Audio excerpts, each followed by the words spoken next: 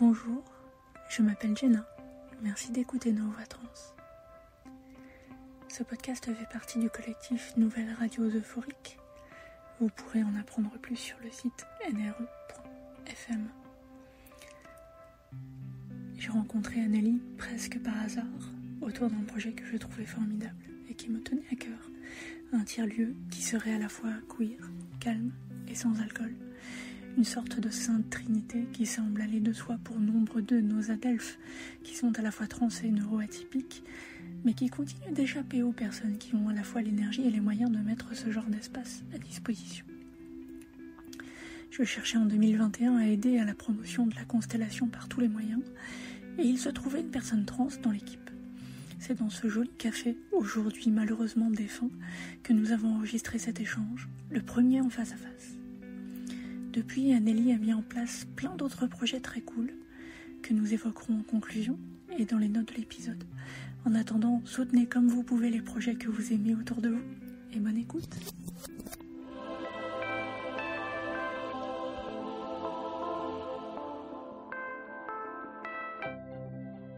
Enregistrement de Nos Voix Trans avec Anneli à la Constellation. Nous sommes le 1er avril 2021. Voilà. Je viens de faire ça et c'était ridicule. Je n'avais pas lancé l'enregistrement de ton côté.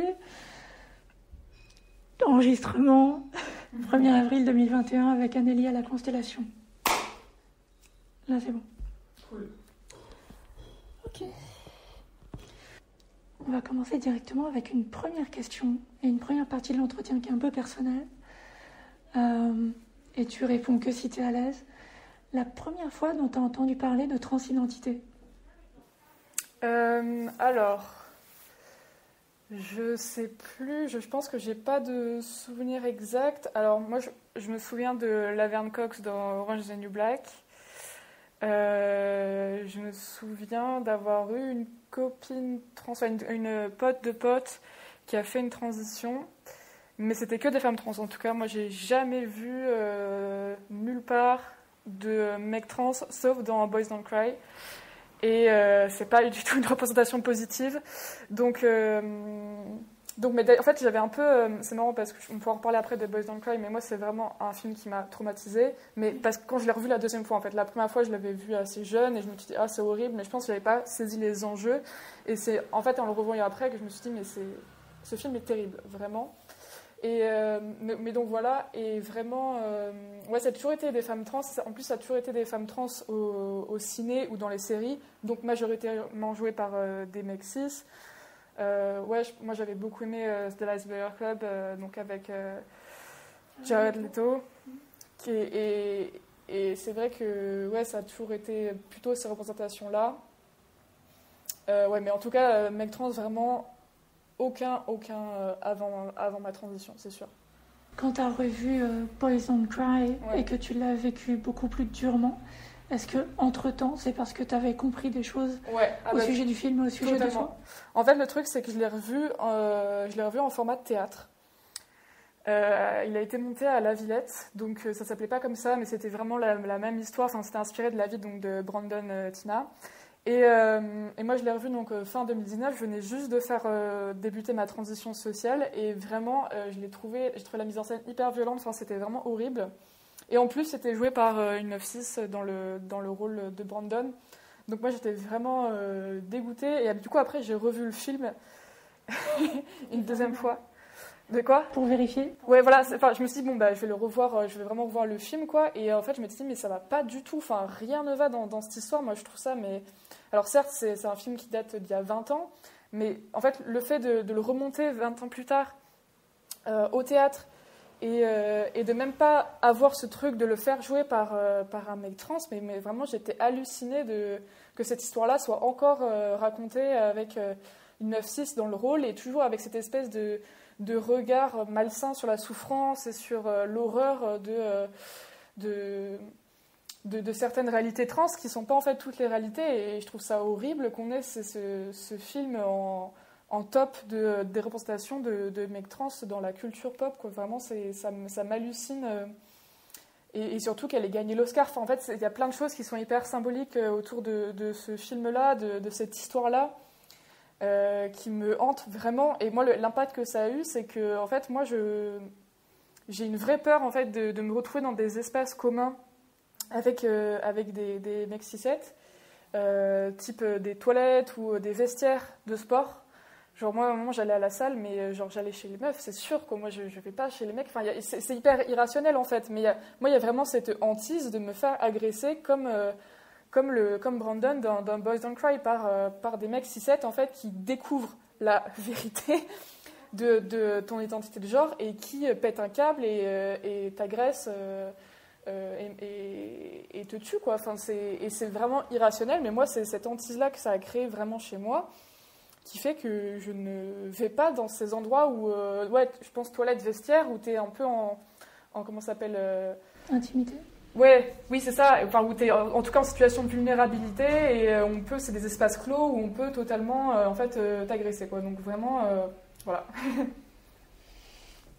Et manifestement, il y a une équipe qui n'a rien appris en 20 ans, en fait, qui a décidé de reproduire ça. J'imagine que ça doit être encore plus violent sur scène. Ah, mais c'était... Par rapport à une version de... Ouais, c'est horrible, parce que l'histoire, elle est horrible. Enfin, je mets un trigger warning viol là-dessus. Mais l'histoire de Brandon Teena, c'est un jeune mec trans, vraiment dans l'Amérique rurale de je sais plus quelles années, mais au XXe siècle, qui a qui ne dit à personne qu'il est un mec trans, qui arrive à avoir un assez bon passing, à avoir une petite amie. Et en fait, quand il y a des mecs, ses potes qui découvrent qu'il est trans, qui pètent un câble et le viol et le tue, quoi. Enfin, c'est une histoire vraie, donc bien sûr que c'est une histoire qui est importante à dire pour parler des réalités et surtout que ça arrive aussi aux mecs trans, en fait, que c'est pas que les violences sont vraiment partout.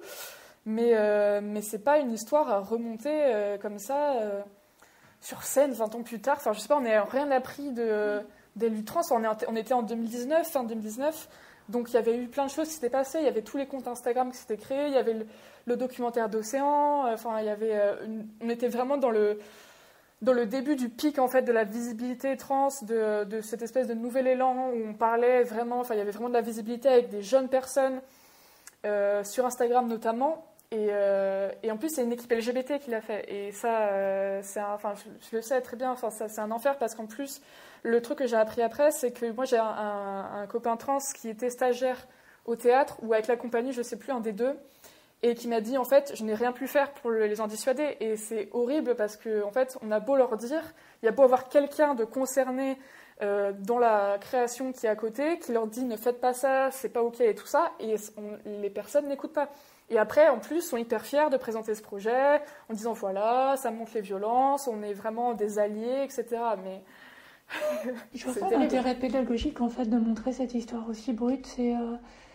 Et si ma mémoire est bonne, en fait, l'histoire du film en plus a perverti quelque chose dans l'histoire originale, qui avait des éléments plus positifs que ça, qu'ils ont décidé de pas montrer dans le film. Exactement, ouais. C'est vraiment. C'est vraiment faire du malheur pour du malheur. Et moi, ça me fait penser au film de Lola vers la mer, je sais plus quel est le réalisateur là. Mais moi, je l'avais vu en avant-première au festival Chéri Chéri. Et donc, il y avait le réalisateur qui était venu sur scène pour dire à quel point il était fier de faire ce film, que c'était un cadeau pour la communauté trans, etc. Alors que, clairement, c'est quoi ? C'est un cis mec gay, blanc, enfin... qui n'a pas eu de problème à monter son film, enfin a priori, qui n'a pas eu trop de barrières à l'entrée. Et ce film, et surtout, il était hyper fier, et il avait vraiment l'impression d'avoir inventé l'eau chaude en faisant jouer une meuf trans dans le rôle de la jeune femme trans. Mais ça, c'est juste le minimum syndical, merci, pas merci. Enfin, on va pas applaudir sur ça, quoi. Et après, le film, c'est un ensemble de... je pense que tout le personnage trans dans ce film... la jeune fille, elle coche mais toutes les cases de ça va pas parce que je suis une personne trans, quoi. On la date name de tout le long. À un moment, elle va à la pharmacie chercher ses hormones, on lui refuse. Il y a un contrôle de police, il la croit pas avec sa carte d'identité. Enfin, il y a des flashbacks d'elle en train de se faire cogner quand elle est enfant. On ne l'a pas loupé, mais alors on ne l'a pas loupé de A à Z, quoi. Vraiment, c'est... Je l'ai toujours pas vu et on me l'avait vendu plutôt comme un des bons films. Oh mon Dieu. Ok.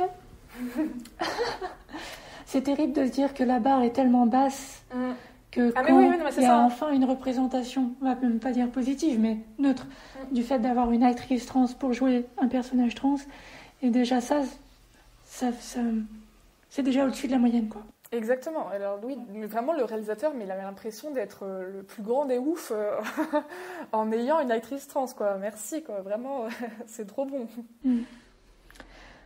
Tu parlais d'Hilary Swank tout à l'heure qui a eu un Oscar, et je pense que c'est connu maintenant à Hollywood, et peut-être que maintenant ça va un peu changer, que le jour où tu arrives à jouer un personnage trans de manière obligatoire, tu vas avoir un Oscar au bout. Et ce serait bien que ça change, effectivement. Ah oui, c'est un enfer. Bah, Eddie Redmayne l'a eu. Enfin, non, il l'a pas eu mais il a été nommé pour The Danish Girl. Et aussi, il y a tout le truc qui est marrant là, c'est maintenant qu'il y a Elliot Page qui a fait son coming out et qui a dit qu'il allait continuer de jouer le rôle dans The Umbrella Academy. Et que les gens sont en mode, mais attends, mais si t'es un garçon, tu vas pas jouer le rôle de la fille, etc. Et en fait, la réponse est oui, mais dans ce cas-là, pourquoi vous faites jouer des acteurs cis pour des rôles de femmes trans? Vous le faites depuis des années. L'inverse, c'est aussi possible, en fait, les gars. Donc, moi, je trouve ça drôle, en fait, maintenant que ça arrive, qu'on a des acteurs, des actrices trans qui ont beaucoup plus de visibilité, de pouvoir se permettre ça et de dire, en fait, voilà, c'est pas que dans un sens, quoi. Ça marche aussi. Et on arrive à avoir ce genre de problématiques qui viennent sur le tapis. Je trouve ça vraiment intéressant et on voit que ça fait bouger les choses. Une grande, longue réponse sur une première question. On peut digresser à fond. Non, mais en même temps, c'est super intéressant et souligner à quel point la représentation trans est à la fois très importante et actuellement relativement pas top. Je ne veux pas dire complètement déplorable, parce qu'il existe aussi des choses positives et qu'il faut les encourager. Comment est-ce qu'avec tout ça, avec tous ces exemples-là, à un moment donné, est-ce que ça a fait un lien avec toi, ou est-ce que tu l'as trouvé en toi, ou est-ce que tu l'as trouvé ailleurs? Alors, moi, le sujet, c'est d'abord été de se dire de pas être hétéro, en fait. C'est déjà la première porte, mais tout a été très très vite. Dans le sens où j'ai d'abord traîné beaucoup avec des mecs gays, des PD, moi ils se nomment comme ça, donc je les nomme comme ça aussi. Donc vraiment le milieu PD à fond, toutes les soirées, vraiment plein de choses, des super potes, le milieu de la mode, etc.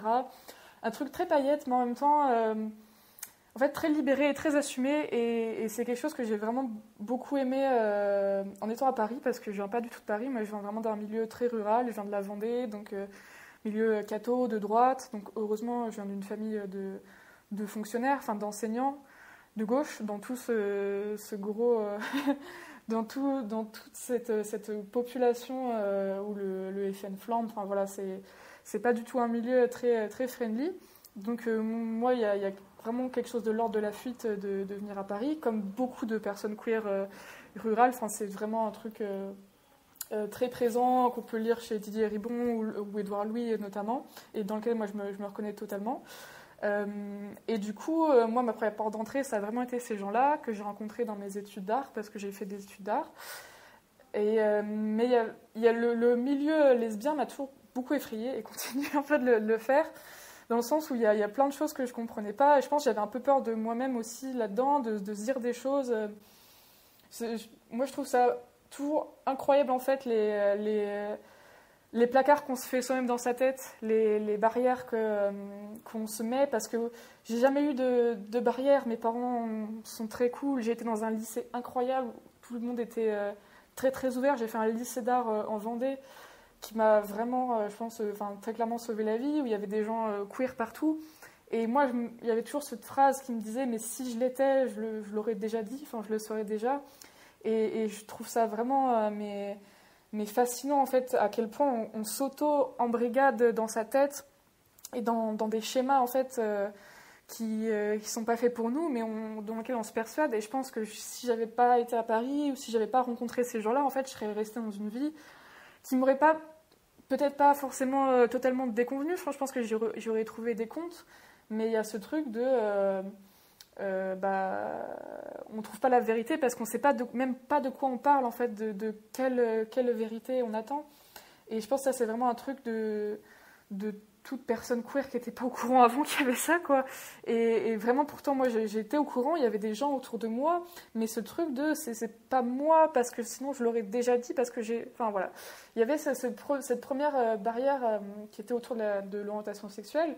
Et alors, moi, un truc qui m'a beaucoup, totalement chamboulé, c'est l'album de Chris. Donc le deuxième album de Christine and the Queens qui s'appelle Chris, où elle est revenue sur scène, sur le devant de la scène, où elle s'était coupé les cheveux.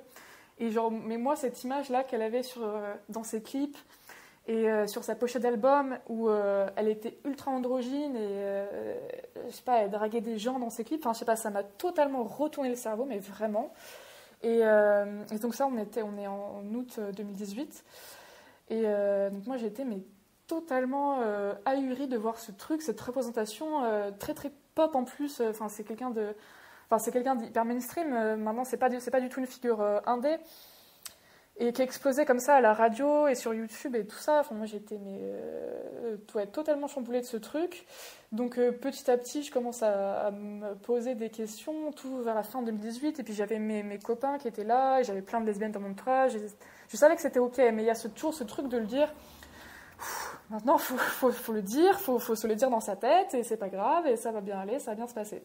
Et j'avais pas envie de faire de coming out parce que je trouve ça vraiment terrifiant de se dire papa, maman, asseyez-vous, etc. Donc je l'ai dit à personne en fait. Je suis allée au concert de Chris tout seul en décembre 2018.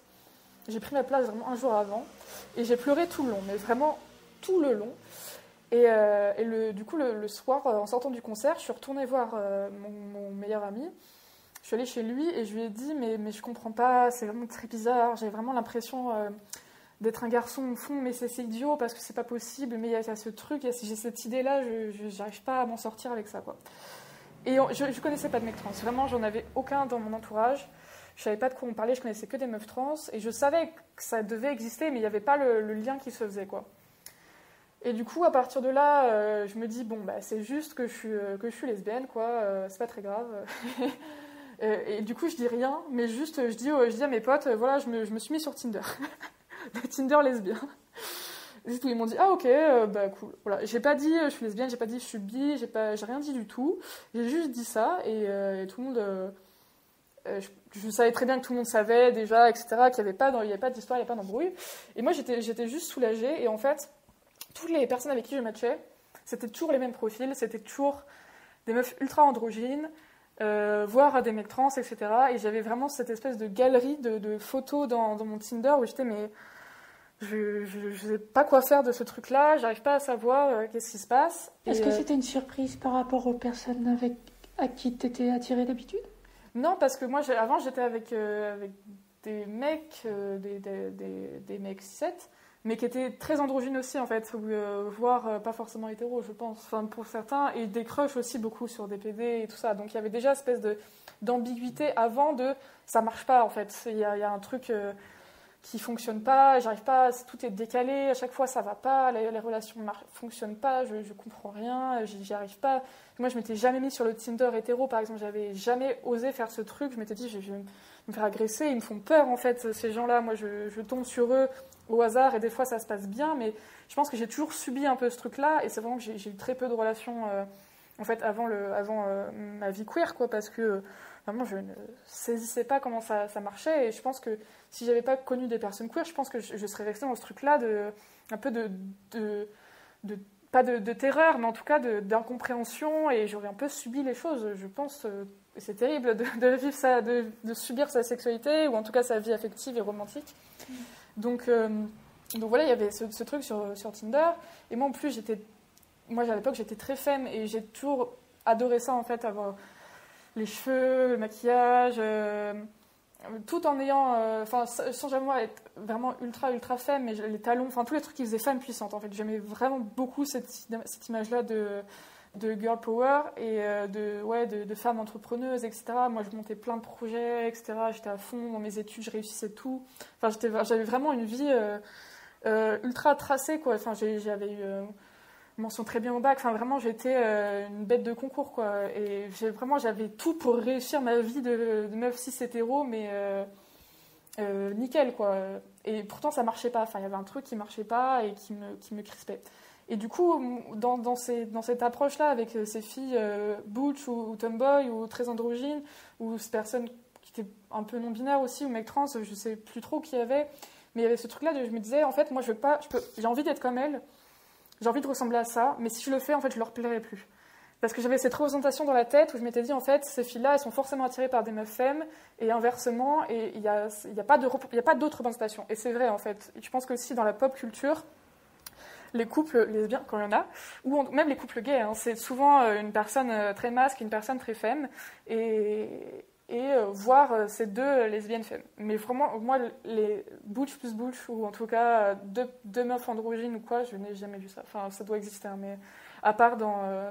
il y a forcément une hétéronormativité pour compenser la cohésion. Ouais, franchement, je pense qu'il y a une espèce de truc qui est frais dans la butch ou la lesbienne tomboy de rentrer dans le cliché à chaque fois. J'ai l'impression que les scénaristes se disent non, on va pas, ok, on l'a fait lesbienne, mais on l'a fait lesbienne comme tout le monde, quoi. On veut montrer, on veut pas qu'elle rentre dans ces clichés-là, quoi. Et du coup, je trouve que ça crée un manque de représentation de ce côté-là qui fait que même sur ces personnes-là, en fait, il n'y a pas de représentation. Moi, j'ai un souvenir d'être allée voir Millennium au cinéma juste pour voir Lisbeth Salander parce que c'était, il y avait que ça, quoi. Enfin, donc il y a ce truc-là où je ne sais pas me couper les cheveux parce que j'avais peur de plus plaire après.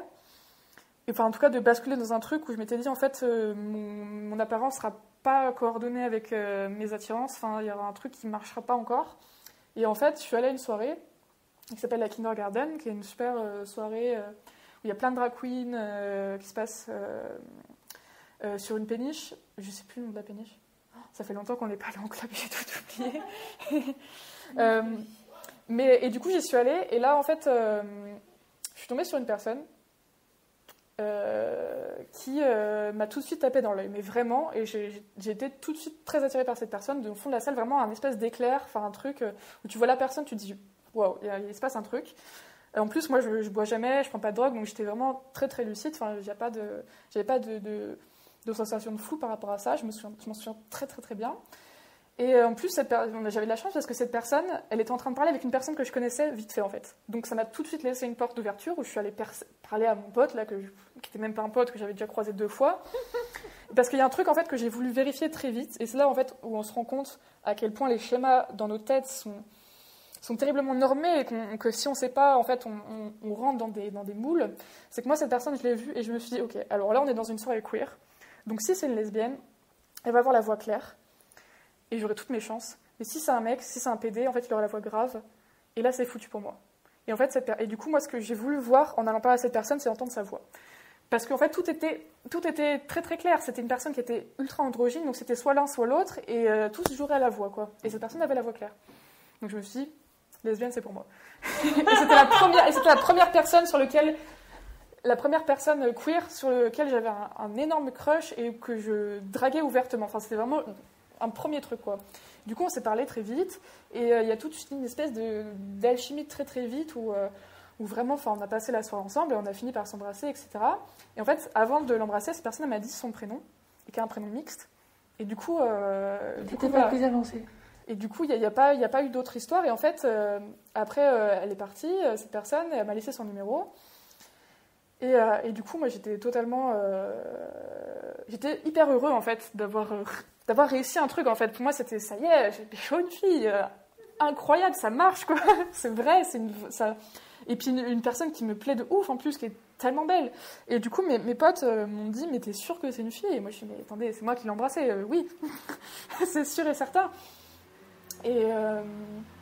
Et après, du coup, on se parle par message et tout. Et à un moment, je la genre au féminin. Et évidemment, qu'est-ce que me dit cette personne? Elle me dit, par contre, moi, je suis pas une fille, je suis un mec trans, en fait. Et là, mais mind blow total dans ma tête. Et en fait, j'ai une réaction qui n'est pas du tout une réaction de rejet, mais parce que je ne sais pas quoi faire de cette info. Et je lui dis, en fait, est-ce que tu veux qu'on se revoie? Parce que moi, ça m'intéresse trop, quoi, d'en parler. Et du coup, on devait se voir le mercredi, on s'est revu le lundi. La soirée était le samedi. Ouais, on devait se revoir le mercredi, on s'est revu le lundi soir. Et on a passé 2 mois ensemble sans se quitter, en fait. Mais vraiment, ça a été très très fusionnel, très vite. Mais pourtant, c'était une personne avec qui je m'entendais pas si bien que ça, on n'avait pas tant de points communs que ça, etc. Mais il y avait ce truc où moi, j'étais tellement accrochée à cette personne, de ce qu'elle représentait, vraiment que c'était vraiment un truc de survie, quoi. C'était pas de l'amour, c'était pas de la tendresse, c'était vraiment une espèce de sensation de... J'ai besoin de savoir, en fait. Et en fait, ce mec m'a dit très vite, mais au bout de 2 semaines, il m'a dit, mais tu sais, on pourra parler de ton genre un jour, si tu veux, et tout. Et moi, j'étais, ah non, mais pas du tout, il n'y a rien. Mais pourquoi? Tout va bien. Et du coup, je me suis coupé les cheveux très vite. Et en fait, est arrivé ce qui est arrivé quand on est en situation de dépendance et de possession, quand la relation n'est pas saine, pas équilibrée. En fait, il a arrêté de me parler. Il m'a quitté une première fois, on s'est remis ensemble, il m'a quitté une deuxième fois, on s'est engueulé, rien n'allait. Parce que moi, je ne voulais pas lâcher l'affaire, alors que tous mes potes étaient, mais ça va pas, vous voyez bien que ça ne marche pas. On t'aime, on l'aime bien passer du temps avec lui, mais juste, vous faites trop de mal, arrêtez ça, quoi. Et moi, je ne voulais pas arrêter. Et il a fini par arrêter de me parler, en fait, tout simplement par me ghoster, parce que j'étais trop là, quoi. Et moi, je lui ai envoyé des pavés, des messages, je lui ai écrit des lettres, vraiment horrible, vraiment le harcèlement de l'ex relou, mais parce que, je l'excuse pas, mais en tout cas, je l'explique, mais moi, j'avais besoin de savoir. Et le truc, c'est qu'après, en plus, c'était vraiment, on était en début de 2019, donc il y avait tout ce truc de, le compte de Lexi, Aggressive North France, explosait vraiment. Il y avait Océan qui avait fait son coming out, où il y avait le documentaire en préparation. Il y avait vraiment une espèce de projecteur qui a été tout d'un coup braqué pour découvrir toutes les luttes, toutes les transidentités. Et surtout avec lui, moi j'ai découvert ses potes et plein d'autres mecs trans aussi. Et je me suis dit, mais en fait, ça concerne... C'est possible, en fait, il y a tellement de gens, c'est un truc incroyable. Mais le truc, c'est... Et du coup, j'ai passé... je m'en souviens très bien, je suis allée en août, il m'avait quittée, j'étais terriblement triste et seule, et il ne me répondait pas, évidemment, et moi j'insistais, et évidemment, il a fini par me bloquer, évidemment.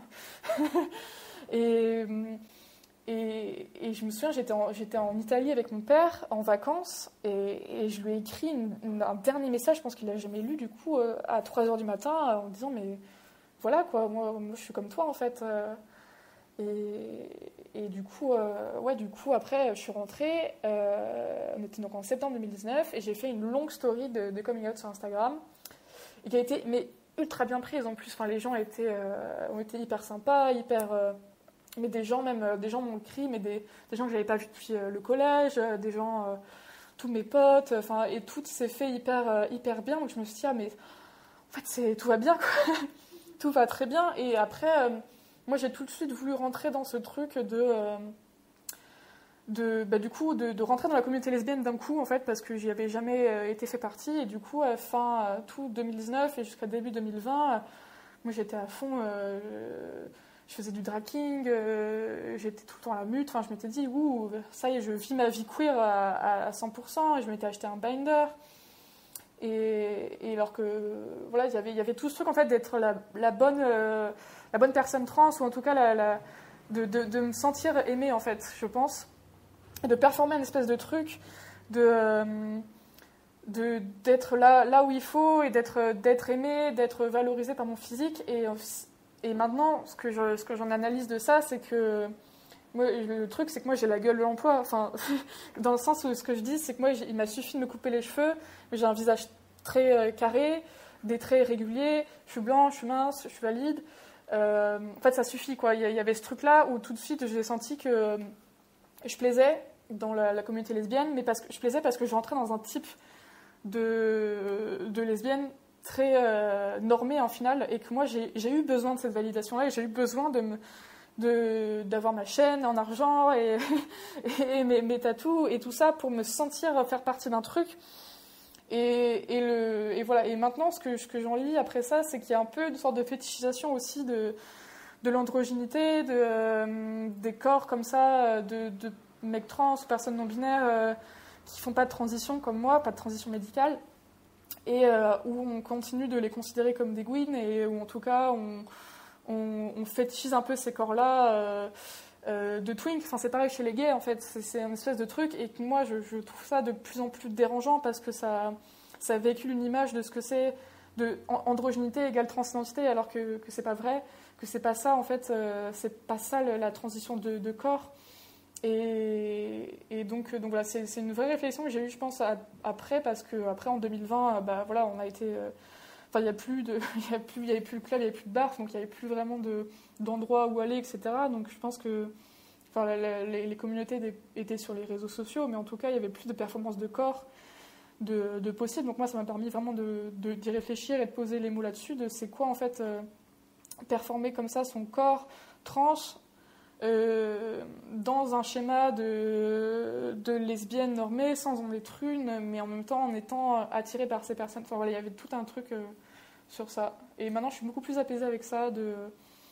Moi, je m'en fous maintenant, je pense, de séduire. Enfin, je sais en fait que c'est plus une histoire de gueule. Enfin, je m'en fous que les gens ils crushent sur moi sur Instagram. J'en ai reçu beaucoup des messages. Et en fait, je me dis... T'es blasée maintenant ? Quoi ? T'es blasée maintenant ? Non, je sais pas que je suis blasée, mais je me dis en fait...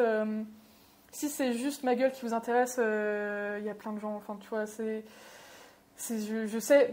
Et surtout, ma gueule et mon corps, c'est des trucs. Je sais sur quoi sont construites ces attirances-là. En fait, ça m'intéresse pas juste parce que si je suis blanc, mince et valide et que j'ai la gueule droite, que je plaise juste pour ça, bon, c'est pas très pertinent, quoi. Voilà. Ouais. Je voulais te poser la question d'éclaircir sans donner l'impression de te blâmer.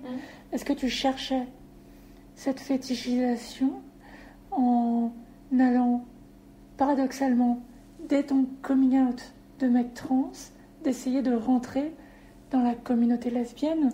Oui, je pense. Moi, parce qu'il y avait ce truc-là de je voulais être... en fait, j'ai eu un boulevard qui s'est ouvert à moi à partir du moment où je me suis coupé les cheveux. Et j'ai adopté un look androgyne de découvrir, de plaire, en fait. Découvrir la séduction, vraiment.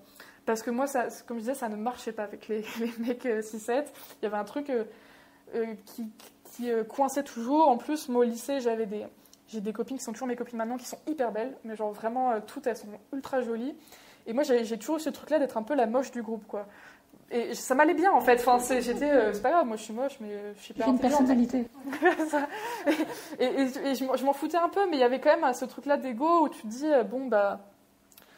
si je suis pas très belle, et du coup, je vais forcément pas être avec les mecs qui me plaisent, parce qu'il y a une espèce d'échelle. Je trouve en plus, l'hétéronormativité, c'est très simple c'est très simple d'avoir les codes de la bonne meuf. Après, l'être, c'est encore autre chose. Mais disons, on sait très bien le type de meuf qui plaise et on sait très bien ce qu'il faut pour être valorisé dans le regard des mecs 6-7. On sait très bien aussi que cette échelle est déséquilibrée, que des mecs absolument lambda, voire carrément chum, moi, des fois, je vois des couples dans la rue, mais je me dis, mais c'est pas possible. Qu'est-ce qui se passe ? Elle est totalement sublime, et lui, il est totalement basic. Enfin, bref. Il y a tout ce truc où, en fait, de la bonne meuf, comme dit Virginie Despentes dans King Kong Theory, où moi, j'ai fait tout ce que j'ai pu pour rentrer dans ce truc-là, et je m'étais un peu résignée, dont je suis moyen, quoi. Je suis OK, je suis passable, et du coup, je me taperais que des mecs passables, et tant pis. Et moi, je passe ça, mais personne devrait se dire ça, en fait. Je veux dire, moi, le vrai truc, c'est moi je suis une bombe et je vais me taper des bombes, quoi. C'est ça, je sais pas, moi je veux que tout le monde se dise ça, quoi. Et du coup, moi j'ai découvert cette espèce de porte ouverte de la séduction où là en fait les gens avaient un intérêt vraiment pour ma gueule. C'était facile en fait. Et je pense que ce truc-là, je l'avais tellement jamais eu que j'en ai profité, clairement. Et pas profité dans le sens, je me suis tapé plein de monde parce que en fait, ça m'a toujours effrayée en fait de la sexualité en général, ou en tout cas vraiment les relations romantiques ou voilà. Enfin, moi, j'ai jamais été quelqu'un qui a eu des plans cul ou quoi. Enfin, ça m'a toujours un peu freiné. J'ai jamais placé ça au centre de ma vie intime. Mais en tout cas, de savoir et d'avoir cette sensation de plaire, d'être désiré, tout ça, je pense que j'en ai vraiment eu besoin dans ma construction et que ça m'a permis de valider plein de choses et que ça a été une période et que maintenant j'ai plus besoin de ça, très clairement. Et que c'est quelque chose que j'ai dû déconstruire aussi de pourquoi je cherche les regards de ces gens, qu'est-ce que j'attends, est-ce que j'ai envie de faire partie d'un tout, quoi. Et en fait, à le déconstruire après, c'est vrai que je pense qu'il y a des personnes qui sont encore en recherche de ça, et il y en aura toujours, mais on n'est pas tous égaux par rapport au désir normé qu'on a, dans le sens où certes, dans le milieu queer, les cartes sont rebattues au niveau des attirances physiques, c'est-à-dire qu'il y a des personnes qui n'étaient pas du tout bonnes dans le milieu hétéro, et qui tout d'un coup vont être très charmantes et séduire de manière vraiment incroyable dans le milieu queer, sur d'autres critères que le milieu hétéro. Mais c'est pas non plus totalement rebattu, parce qu'il y a encore des énormes biais sur la minceur, la blanchité, le validisme, et ça, c'est tellement dur de déconstruire ces désirs et ces attirances, et très clairement, moi, je suis encore là-dedans, parce que je pense qu'il y a aussi ce truc de chercher chez l'autre ce qu'on veut être, et ça, je pense qu'on est beaucoup être dans ce cas-là. En fait, moi, si j'ai été attirée par les meufs androgynes ou les mecs trans très vite, à m'en demander, même si j'étais pas fétichiste, de mecs trans, quoi, je vais te dire, mais c'est bizarre quand même. En fait, à partir du moment où il y a une meuf androgyne ou une personne, à partir du moment où je vois une personne androgyne, je pense que c'est une meuf, mais qui me dit qu'elle est un mec trans, que mon attirance soit décuplée fois 1000, mais c'est très bizarre, c'est très dangereux d'avoir cette réflexion-là. C'est très fétichiste, mais en final, il y a un aboutissement. Oui, hors contexte, ça semble fétichiste, oui. Et puis finalement, c'est relativement classique dans les débuts de transition. Oui, oui, très clairement. Donc maintenant, je l'explique totalement, mais je pense qu'il y a encore ce truc-là très ancré du T40, du Trans for Trans, de chez moi, d'être avec des gens qui me ressemblent, parce que je pense que j'ai pas déconstruit ces trucs-là d'attirance et d'envie d'être d'envie de me trouver, quoi. Donc, voilà. Coucou, c'est Jenna de 2023. Je suis en train de faire le montage.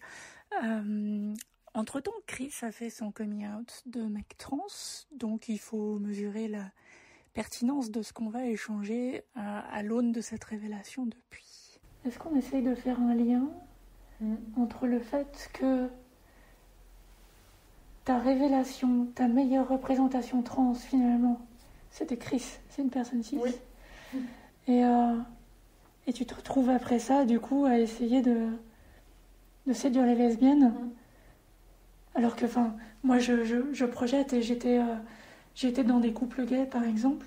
Après ma transition, l'idée d'essayer de séduire un mec gay m'horrifiait, parce que ça voulait dire que j'étais pas identifiée correctement.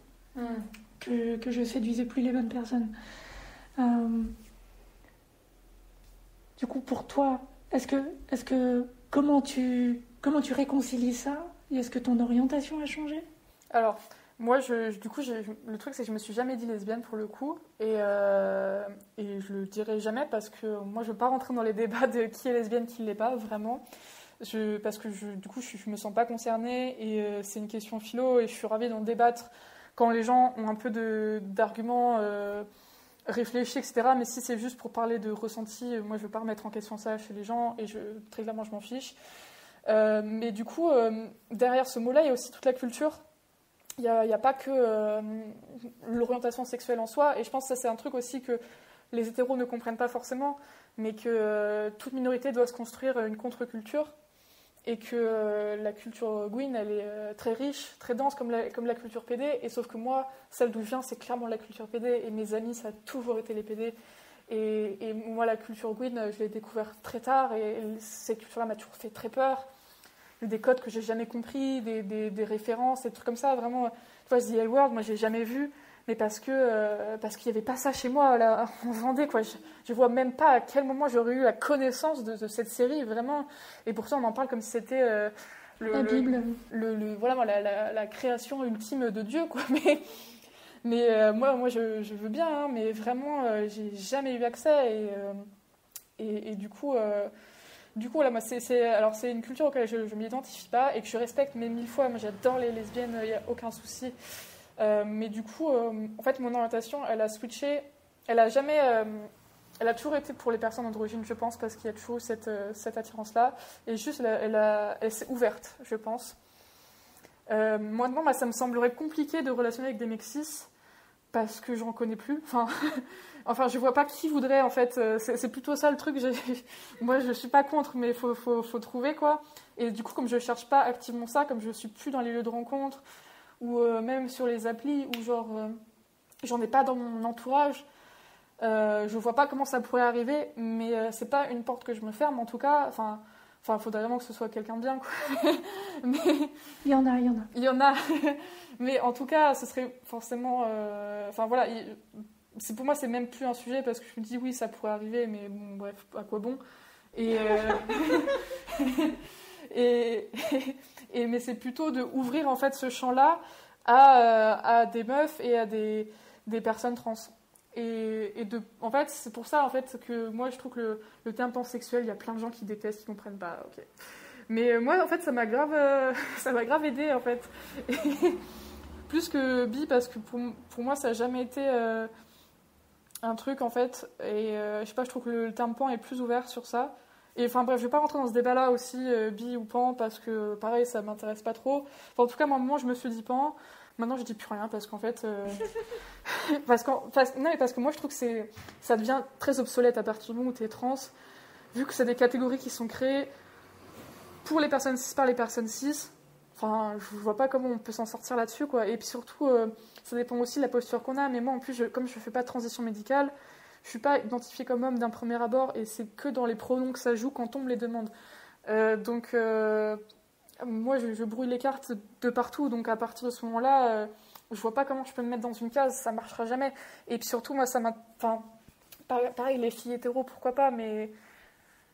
Je vois pas comment ça pourrait marcher non plus. Donc forcément, les personnes qui restent, c'est les personnes que je côtoie au quotidien, qui sont dans le milieu queer. Donc ça reste des meufs queer, quoi. Du coup, c'est pas par défaut, mais disons, c'est ce qui est le plus... logique. C'est ce qui est le plus logique, voilà, et ce qui est le plus rassurant et safe au final. Donc voilà.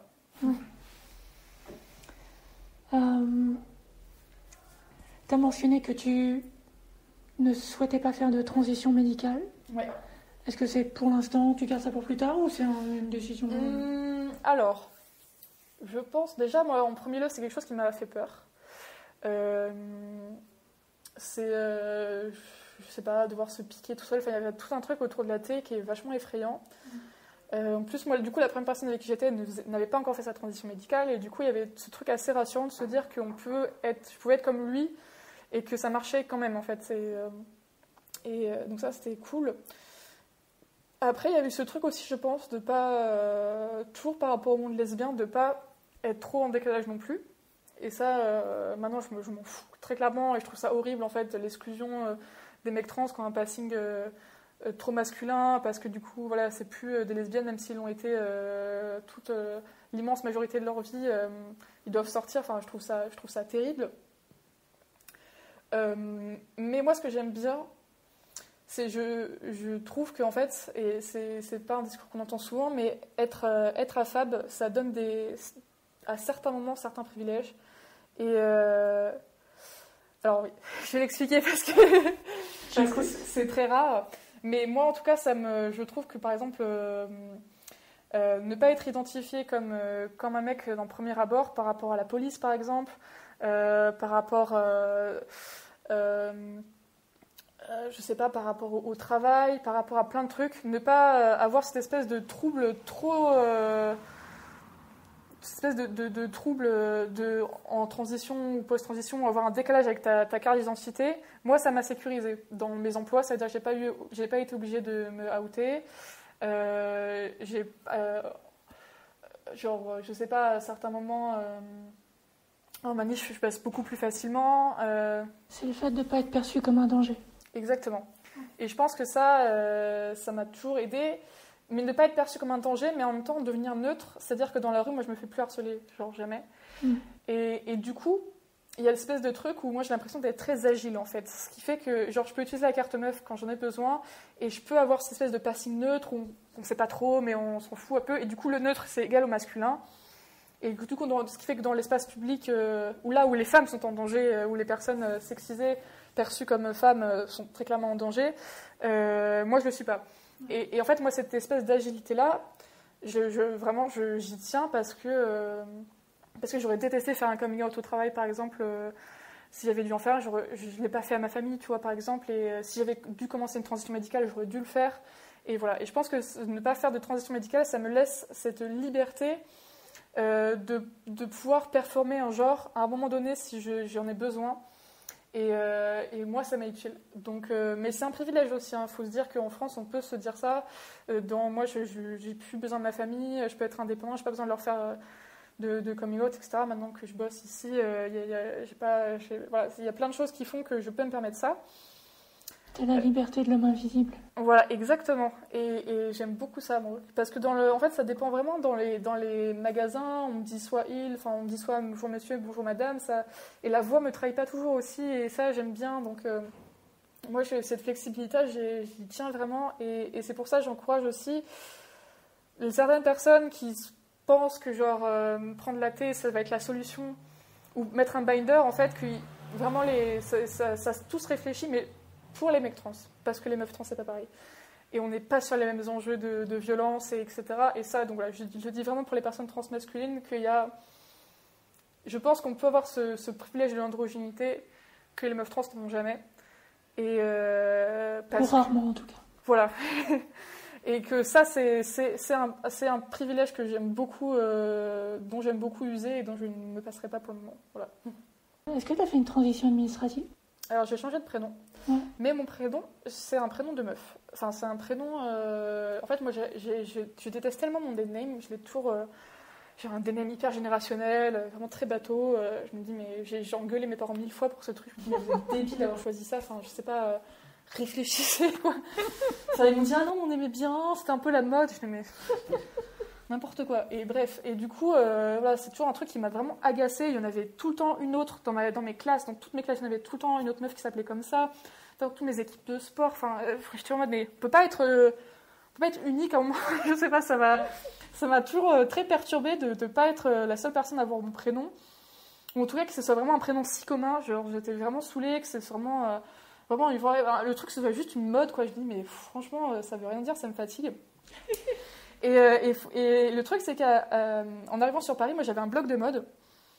Et j'étais fan d'une blogueuse de mode qui s'appelle Garance Doré. Et du coup, elle qui avait un pseudo, en fait. C'est pas son prénom de naissance, qui avait pris un pseudo en tant que blogueuse. Parce qu'elle est illustratrice aussi. Et en fait, j'étais ultra fan de cette meuf. Et je m'étais dit, ah, mais moi aussi, je veux trop un nom de blogueuse, quoi. Et du coup, j'avais ce prénom, Anneli, qui est un prénom que j'aime beaucoup, qui a une forte histoire. Et je m'étais dit, bon, je vais m'appeler comme ça. Et puis voilà. Et en fait, petit à petit, la transition s'est faite auprès de mes amis à Paris. À partir du moment où j'ai fini mes études.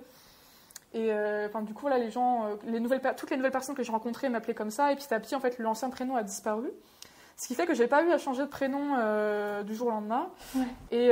Et que c'était beaucoup plus facile de changer ma carte, de changer mes papiers avec ce prénom-là, parce que en fait, j'ai pas eu à dévoiler la transidentité. Et je pense que moi j'ai eu mes changements de papier très rapidement avec un dossier très light. Et c'est un vrai privilège aussi, encore une fois, en fait, de pas avoir eu à dévoiler la transidentité, et juste en disant, voilà, tout le monde m'appelle comme ça, sur mon contrat de travail c'est comme ça, etc. Et toutes les preuves et tout. Et j'avais tout, ouais. Et du coup, en plus, donc c'est un prénom qui est pas, français, c'est un prénom allemand. Je sais pas s'il faut que je raconte d'où ça vient. Seulement si tu veux. En fait, bon, si je raconte parce que j'avais. Si t'en es fière, vas-y. En fait, moi, j'ai mon grand-père paternel, donc vraiment pas mon arrière-grand-père, mon grand-père, qui a fait la Seconde Guerre mondiale, qui était résistant, parce que moi, j'ai un père qui est plus âgé, donc forcément, le saut de génération est plus important. Donc, qui était résistant pendant la guerre, et du coup, voilà, qui a une histoire assez incroyable, qui a survécu à de nombreuses choses, etc., qui a fui en Espagne, qui est allé en Algérie, qui est rentré dans l'armée française à 17 ans, enfin... Voilà, qui a vraiment une histoire assez courageuse, enfin même très courageuse, qui a remonté, qui a fait le débarquement de Provence, qui est passé en Allemagne, etc., qui a risqué sa vie 1000 fois, et du coup qui a libéré les camps de concentration, dont celui de Bergen-Belsen, donc le camp de Anne Frank, et celui de Dachau, comme on dit. Et alors l'histoire que j'aime bien raconter, c'est que dans le film Shutter Island, de qui, de Scorsese ? Je sais plus. il y a le DiCaprio qui joue donc un soldat américain, enfin un ancien soldat américain, qui est arrivé au camp de Dachau, donc en premier, a vu l'horreur du camp de concentration et ce bataillon américain a commis un crime de guerre en tuant tous les nazis sur place. C'est-à-dire en pétant un câble et en tuant tout le personnel nazi de ce camp, alors que normalement tu dois les arrêter, etc. Donc c'est un crime de guerre. Et moi, mon grand-père, il est arrivé le lendemain de cette histoire-là, et donc il a dû arrêter les Américains. Donc il y a toute cette histoire-là que moi j'ai appris très très jeune. On a ça dans la famille, on a ce poids-là, donc de la résistance vraiment, des camps de concentration, etc. Même ma grand-mère, elle était plus jeune, elle avait 10 ans de moins, qui elle, pareil, avait son père qui était résistant, qui sont revenus quand ils sont... qui étaient à Bordeaux, qui ont vu les trains de déportés arriver, avec les gens qui revenaient maigres à faire peur, avec juste leurs pieds amarrés. Enfin, que ça, c'est des trucs, des images qui ont vraiment hanté les gens de ma famille. Et du coup, moi, j'ai un lien très très fort à la déportation. Et du coup, quand j'étais enfant, mais c'était vraiment un truc qui m'obsédait. C'est-à-dire, c'était très bizarre pour un enfant si jeune, tout ça, de lire plein de choses sur la Shoah, sur les camps de concentration, etc. Et donc, très naturellement, évidemment, j'ai lu le journal d'Anne Frank, très jeune, je sais pas, 8-9 ans. Et dedans, elle a une amie qui s'appelle Annie, et Annie Goslar, donc, qui elle a survécu, alors qu'Anne Frank est décédée, et qui a écrit un livre qui s'appelle Mon amie Anne Frank. Donc moi, j'ai lu ces deux livres-là en parallèle, et donc du coup, dans Mon amie Anne Frank, elle raconte, donc elle a été arrêtée tout de suite au début de la guerre, contrairement à Anne Frank qui était donc cachée dans la fameuse annexe à Amsterdam avec toute sa famille, qui ont tenu 2 ans comme ça cachée. Donc Anne-Lee, elle s'est fait déporter tout de suite avec toute sa famille, mais heureusement, son père avait trafiqué des papiers qui faisaient que voilà, ils n'étaient pas avec les déportés habituels, ils étaient dans un camp spécial, le camp des familles à Bergen-Belsen, où là les enfants n'étaient pas gazés tout de suite, où ils pouvaient garder leurs vêtements, leurs cheveux et ils ne travaillaient pas. Donc voilà, c'était un peu petit privilège. Mais du coup, voilà, elle a vécu dans les camps de concentration pendant 3 ans, donc c'est vraiment très, très, très, très long, avec toutes les privations, la faim, etc., avec sa petite sœur de 2 ans, donc vraiment, les deux sont sortis. Donc c'est une histoire incroyable. Et elle raconte ça, et en fait, à un moment, elle raconte dans son livre qu'il y a une des membres qui était cachée avec Anne Frank dans donc, ce qu'on appelle l'annexe, l'appartement où ils étaient cachés, qui arrive à Bergen-Belsen, dont elle entend parler, et qui lui dit, mais tu sais, que Anne-Lee croise du coup dans le camp, et qui lui dit, mais tu sais que Anne Frank est là, enfin ton amie est là. Et du coup, les deux amis arrivent à se coordonner pour organiser une rencontre dans le camp de concentration de Bergen-Belsen, à travers un grillage, donc sans se voir, pour se parler, alors qu'elles ne se sont pas vues depuis 3 ans. Et donc Anne-Lee, qui était elle, du côté plus privilégié, a réussi à lui envoyer un colis de nourriture, etc. Et du coup, voilà, elles se sont reparlées une fois dans cette espèce d'horreur. Enfin, elles ont pu retrouver leur amitié et quelqu'un qu'on aime, en fait, tout simplement, dans toute cette terreur. Et du coup, Anne Frank est décédée peu après du typhus, dans le camp de Bergen-Belsen, où Anne-Lee, elle a été libérée après. Et en fait, ce qui m'avait marqué ensuite en relisant, juste après le journal d'Anne Frank, c'est que dans un de ses rêves, dans un des jours qu'elle raconte, je sais pas, en 1942-43, où elle est encore, où Anne Frank est planquée du coup avec sa famille, et elle écrit un de ses rêves où elle dit, j'ai vu Anne-Lee en rêve, elle avait faim, elle avait froid. Et moi, c'est cette espèce de connexion d'avoir su ce truc-là, mais ça m'avait totalement bouleversée quand j'étais enfant. Et du coup, ce prénom m'est resté très très fort, et avec une vraie connexion. Et je m'étais toujours dit que soit j'appellerais mes enfants comme ça, ou je sais pas, si j'écrivais un livre, je l'appellerais comme ça, et tout ça. Et en fait, je me suis dit, bon, bah, ça sera moi, du coup. Voilà. Oh. Ouais, grosse histoire. Mais du coup, c'est un prénom féminin, mais qui a tellement une histoire importante que moi, j'ai toujours voulu le garder, et qui n'est pas handicapant, en fait, qui n'est pas un prénom marqué non plus... Enfin, qui reste assez neutre, en fait, et qui est unique, donc j'aime beaucoup.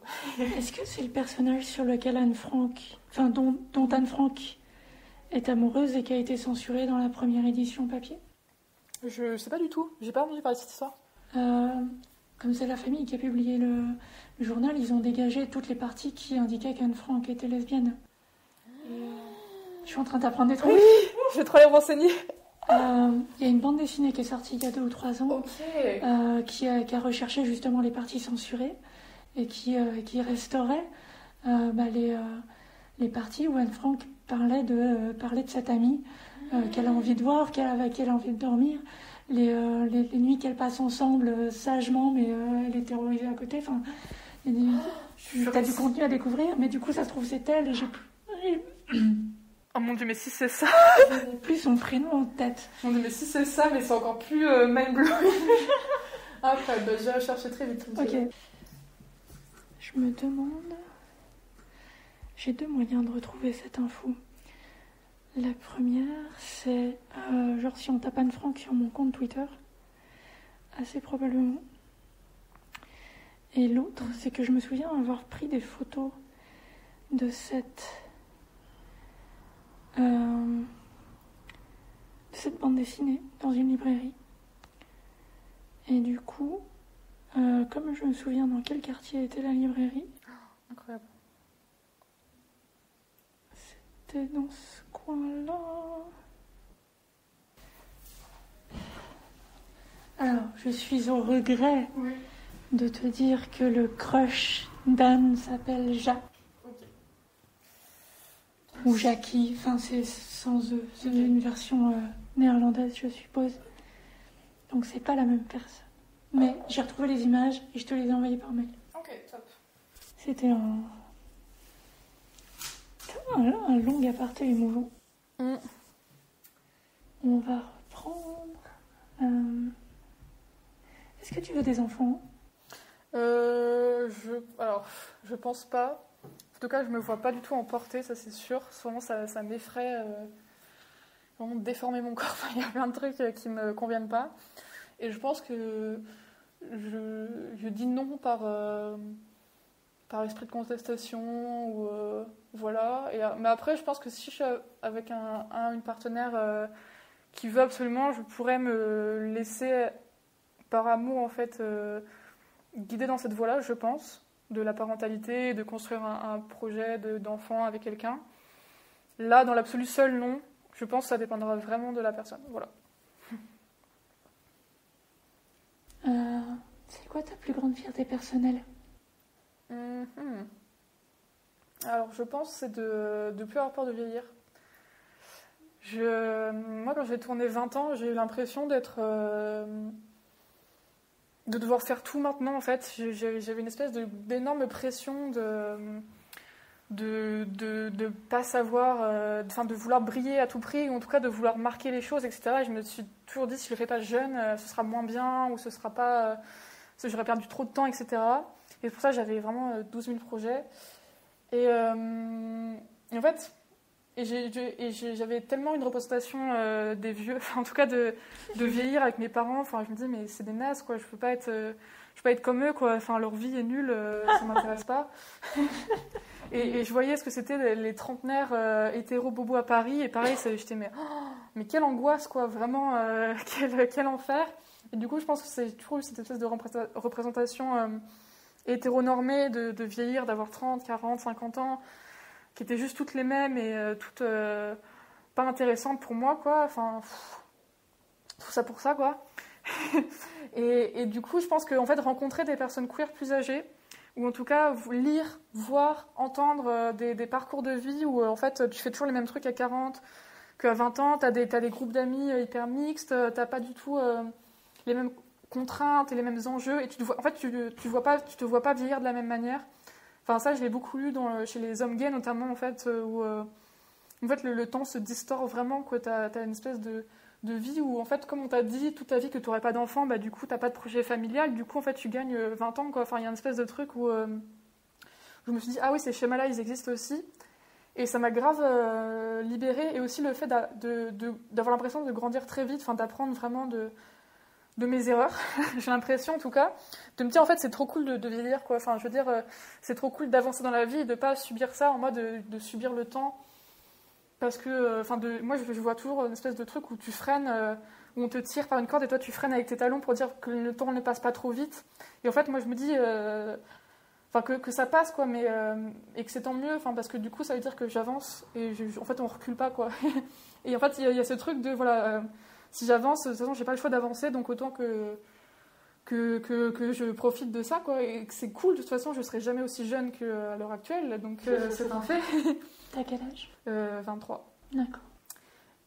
Et c'est trop cool, j'adore, mais je me dis, à 30 ans, j'aurais appris tellement de trucs, vu comment j'en ai appris en 5 ans, de mes 18 à mes 23 ans, même avant. Je me dis, mais à 30 ans, mais je serais une mine de savoir, c'est sûr. Enfin, voilà, et du coup, je me dis, mais c'est génial de vieillir, quoi. Maintenant, j'ai plus du tout peur de ça, quoi. Voilà. Est-ce que tu te considères militant? Alors oui, mais quand j'ai le temps, disons. Maintenant, je mets plus ça en priorité dans ma vie.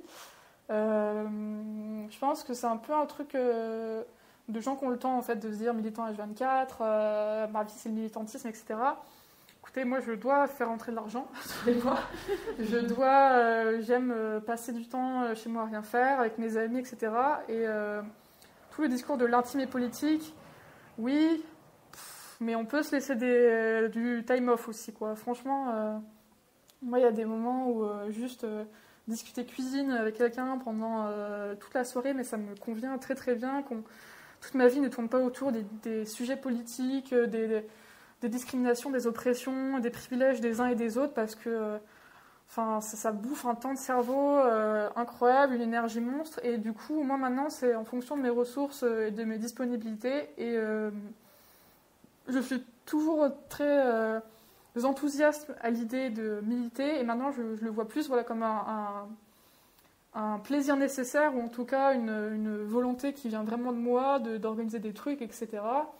Plutôt que comme une espèce de contrainte parce que ma vie est nulle à cause de toutes les discriminations, quoi. Et après, je parle d'un point de vue situé, bien sûr. Mais quand l'injonction à être le plus militant possible, le plus déconstruit possible, bon voilà, moi il a fait son chemin chez moi. Et surtout, moi je vois en fait ce que c'est. J'ai encore j'ai un compte Instagram Shadow où juste je suis des blogueuses, je sais pas, des restaurants, enfin vraiment des trucs très lifestyle, comme on dit, des trucs de déco. Et à chaque fois qu'il y a une espèce de shitstorm dans le milieu militant, quelqu'un dit un truc, il y a eu un call-out, il y a un truc inadmissible, problématique qui s'est passé, moi je me rends sur cet autre compte-là et je me dis, mais en fait la vie se déroule quoi qu'il arrive chez les autres. Vraiment, nous, ce qui nous touche, ce qui nous blesse, ce qui nous rend en colère, mais il y a des gens, mais ça leur passe mais tellement au-dessus. Moi, je prends hier, c'était la journée pour la visibilité transgenre, mais il n'y a que nous qui en parlons. Enfin, tu vois, très clairement, je veux dire, quand tu vas sur les autres comptes des gens hétéro lambda, mais rien à foutre. Donc, voilà, je me dis, moi, j'en fais toujours plus que... en tout cas, j'ai pas ce truc-là de la compétition de... Qui sera le plus militant, le plus déconstruit? Je me dis, moi je fais avec ce que je peux, avec ce que j'ai, etc. Il faut aussi que les gens s'éduquent par eux-mêmes, etc. Donc, je sais pas, moi je me dis, il y a toujours Darmanin, quoi. Donc, il ne sera jamais pire que Darmanin. Donc, on a notre marge, quoi. Oh, tu mets la barre un peu bas, mais d'accord. Non, je suis tout à fait d'accord avec le fait qu'il faut trouver un équilibre, de toute façon, et pas... On ne peut pas tenir à long terme en consacrant toutes ses ressources, toute son énergie à un seul but, de toute façon.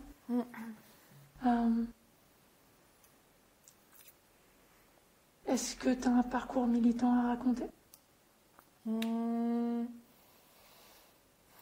En ce moment, je suis dans un groupe militant, celui qui a organisé le rassemblement pour la PMA pour tous en février dernier.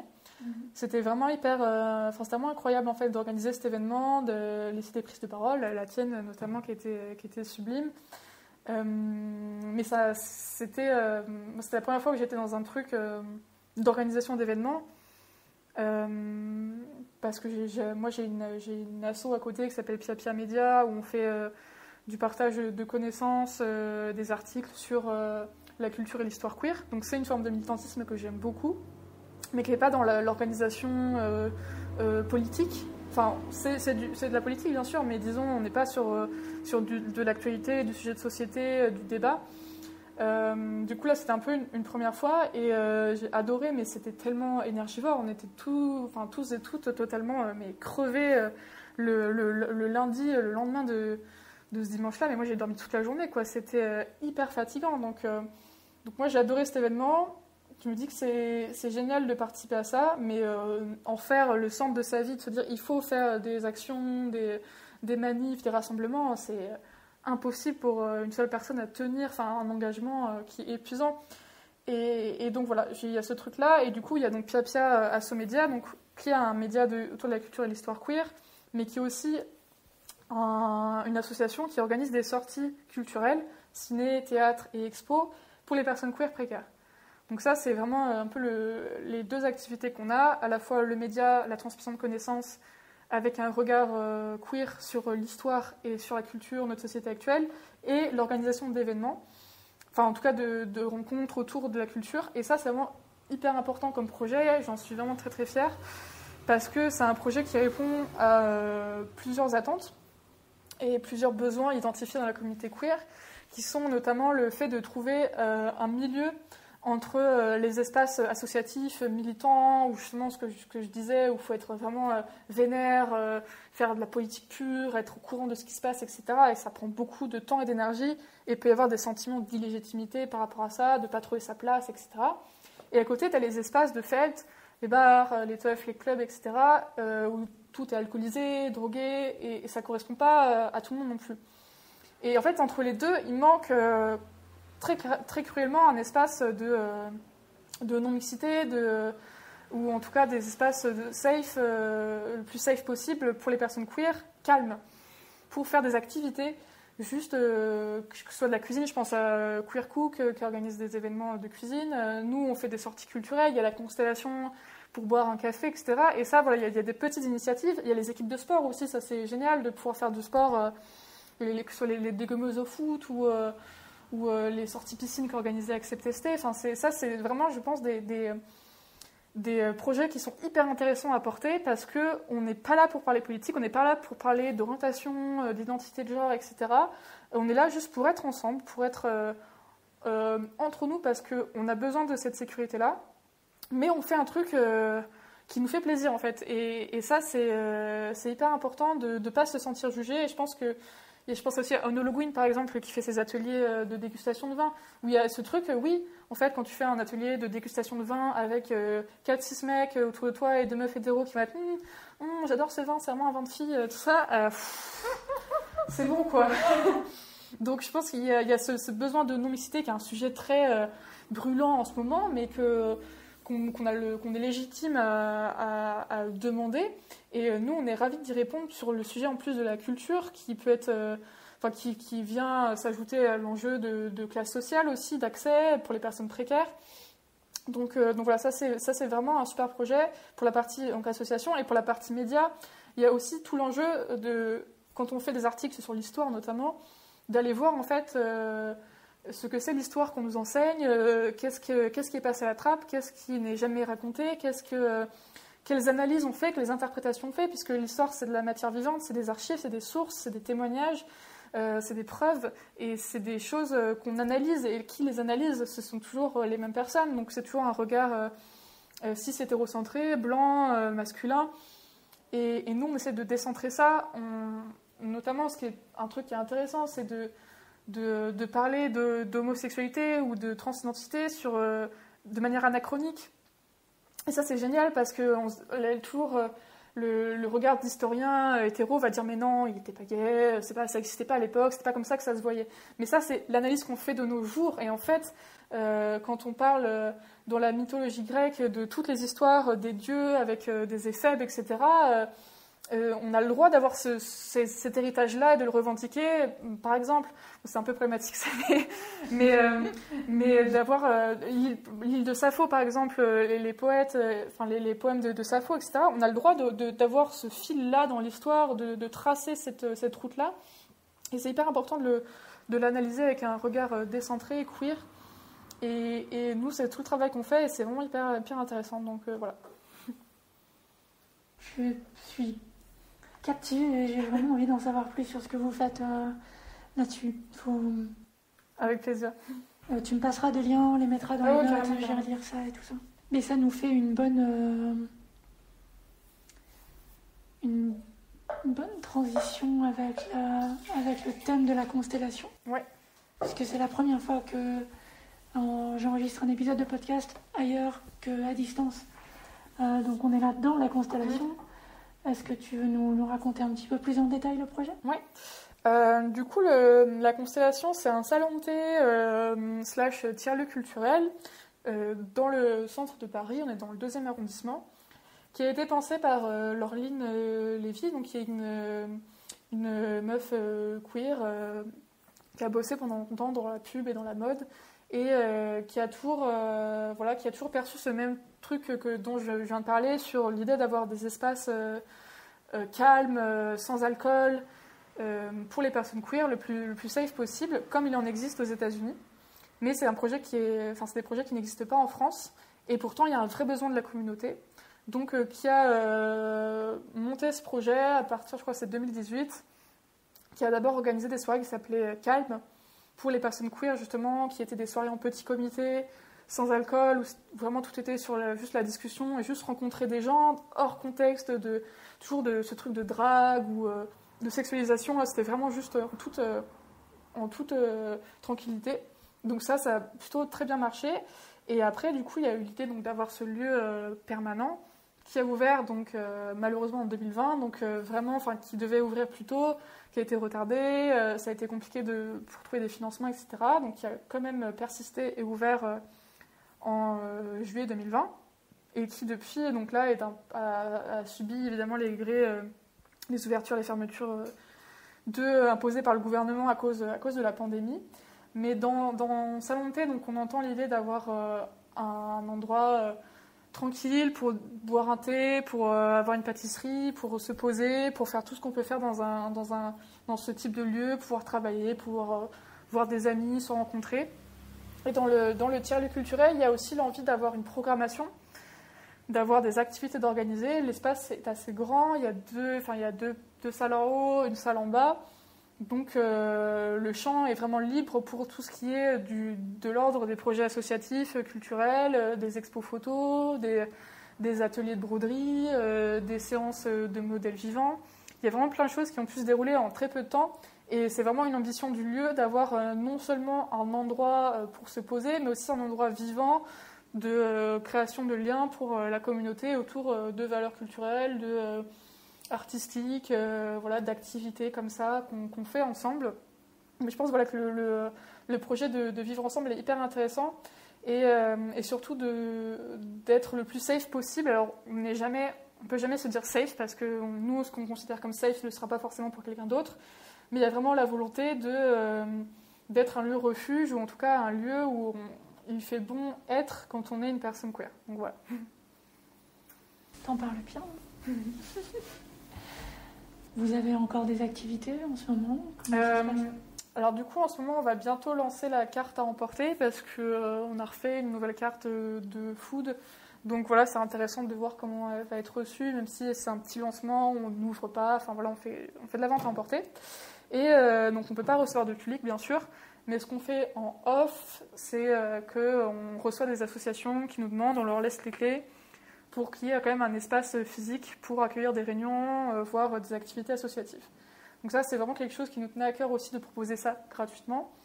Du coup, vraiment, on ne se fait pas d'argent là-dessus, on ne rentabilise pas du tout l'espace, mais ça nous semble important de garder ces liens-là dans la communauté, notamment pour les associations, où c'est de plus en plus compliqué d'exercer en fait tes activités, notamment pour les assos qui se tournent vers des publics précaires ou fragilisés par la pandémie. Alors, on accueille notamment Acceptesté pour certaines réunions. On a l'équipe des coloreuses qui vient faire des ateliers. Enfin voilà, il y a plein toute cette espèce de maillage collectif associatif qui sait qu'il y a ici un lieu physique, un espace au chaud avec l'électricité pour se retrouver. Et pour nous, c'est vraiment important d'offrir cet espace-là. Très bien. Il me semble que vous avez envisagé à un moment la possibilité de faire aussi un travail éducatif auprès des entreprises.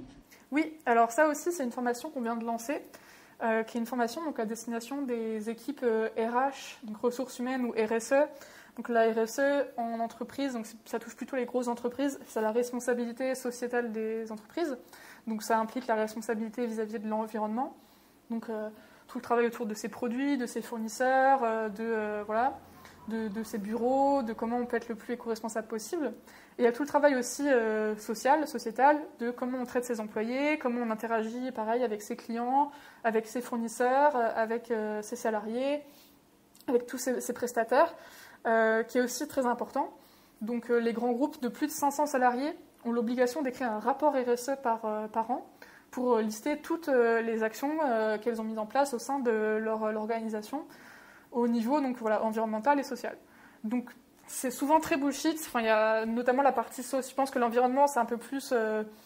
Enfin, la partie écologie est beaucoup plus concrète à mettre en place, mais la partie sociale, moi, du coup, pour créer cette formation-là, j'en ai lu des tonnes et des tonnes, et c'est toujours l'égalité homme-femme ou l'accès pour les handicapés. Voilà, donc c'est toujours très mal fait l'un comme l'autre, mais c'est toujours genre, on a fait appel à telle société, enfin, tel prestataire, on a mis en place tel chiffre, etc. Mais toujours, il n'y a rien pour les personnes queer, il n'y a rien pour les personnes racisées, par exemple, parce que c'est des sujets dont on ne parle pas en France, évidemment, contrairement aux États-Unis, où au sein des entreprises, au sein des organisations, il y a vraiment des associations, des circuits, des networks, enfin des réseaux qui sont mis en place au sein de grands groupes avec des référents. Enfin, il y a quelque chose de beaucoup plus organisé et d'institutionnalisé. On peut critiquer ça, mais en tout cas, en France, il n'y a pas ça du tout dans les entreprises. Enfin, ça existe un petit peu, mais ça reste assez anecdotique, je dirais.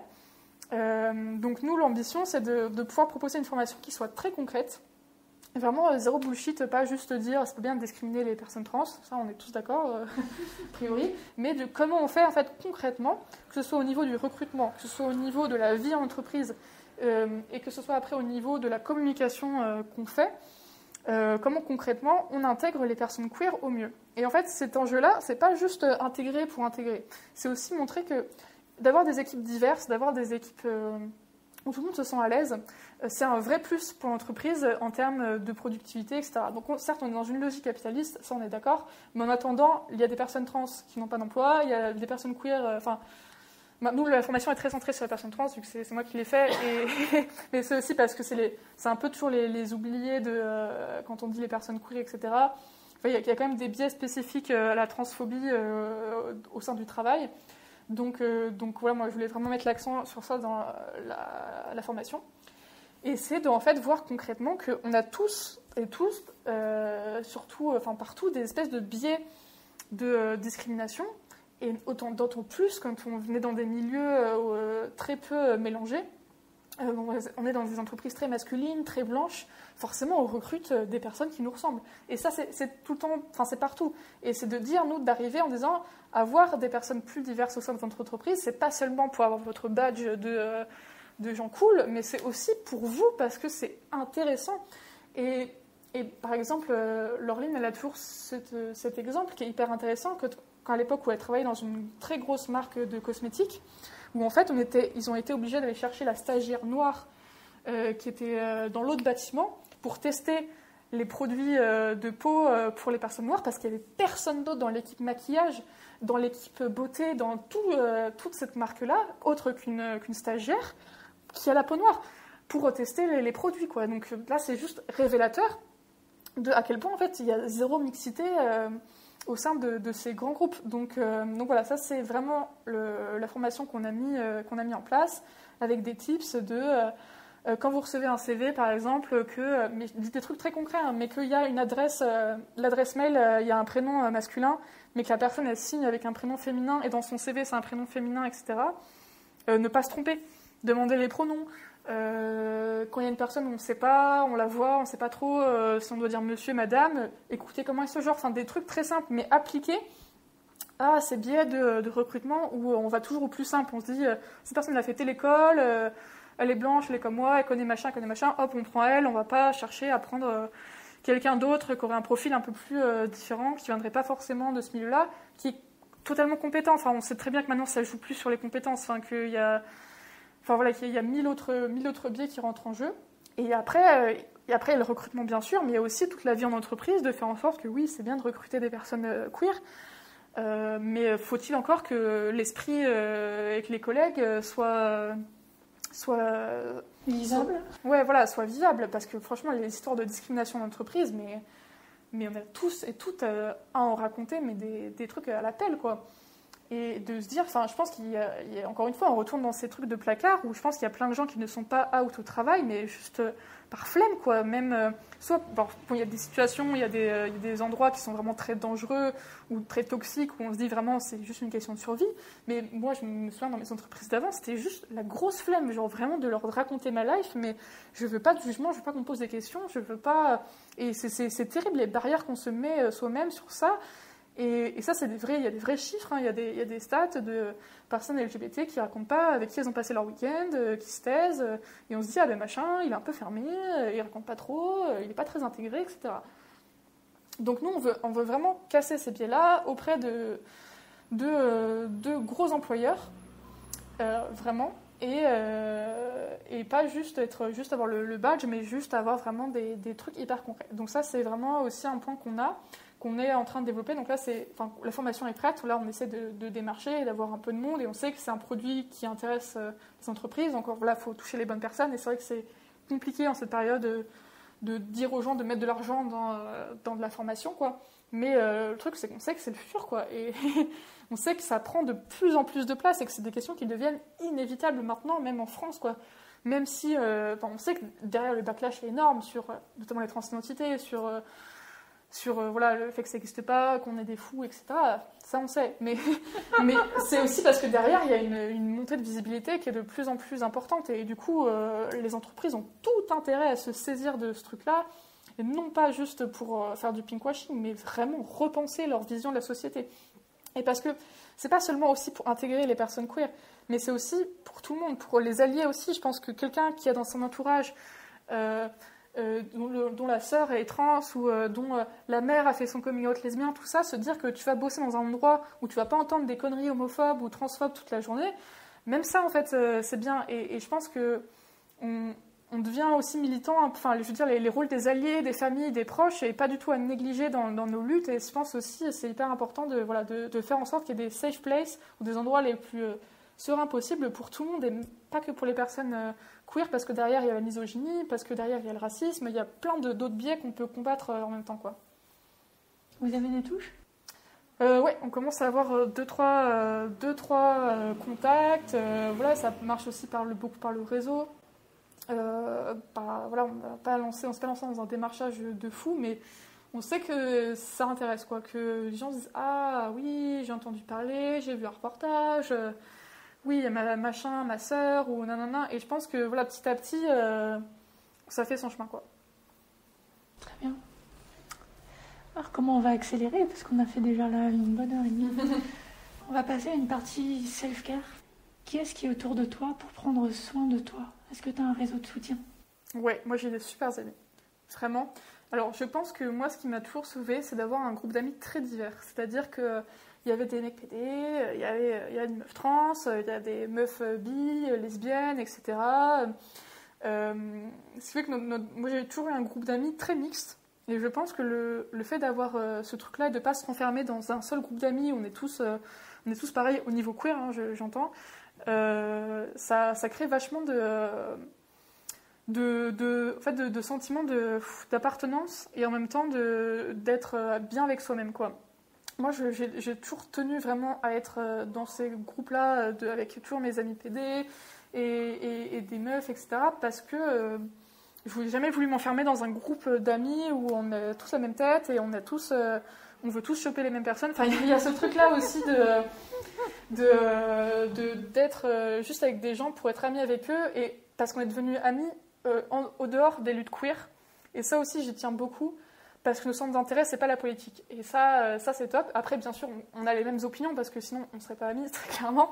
Mais disons que nous, quand on se voit, on parle pas politique. Et ça, j'y tiens, mais vraiment fois 1000 à ce groupe d'amis-là, où on se voit pour dîner, pour manger, enfin, pour aller en soirée, pour passer des après-midi, avoir des films, etc. Et ça, je trouve ça vraiment très précieux d'avoir construit ces amitiés-là qui sont queer, en dehors des luttes queer. Vraiment, c'est un bel exercice et j'en suis très très fière.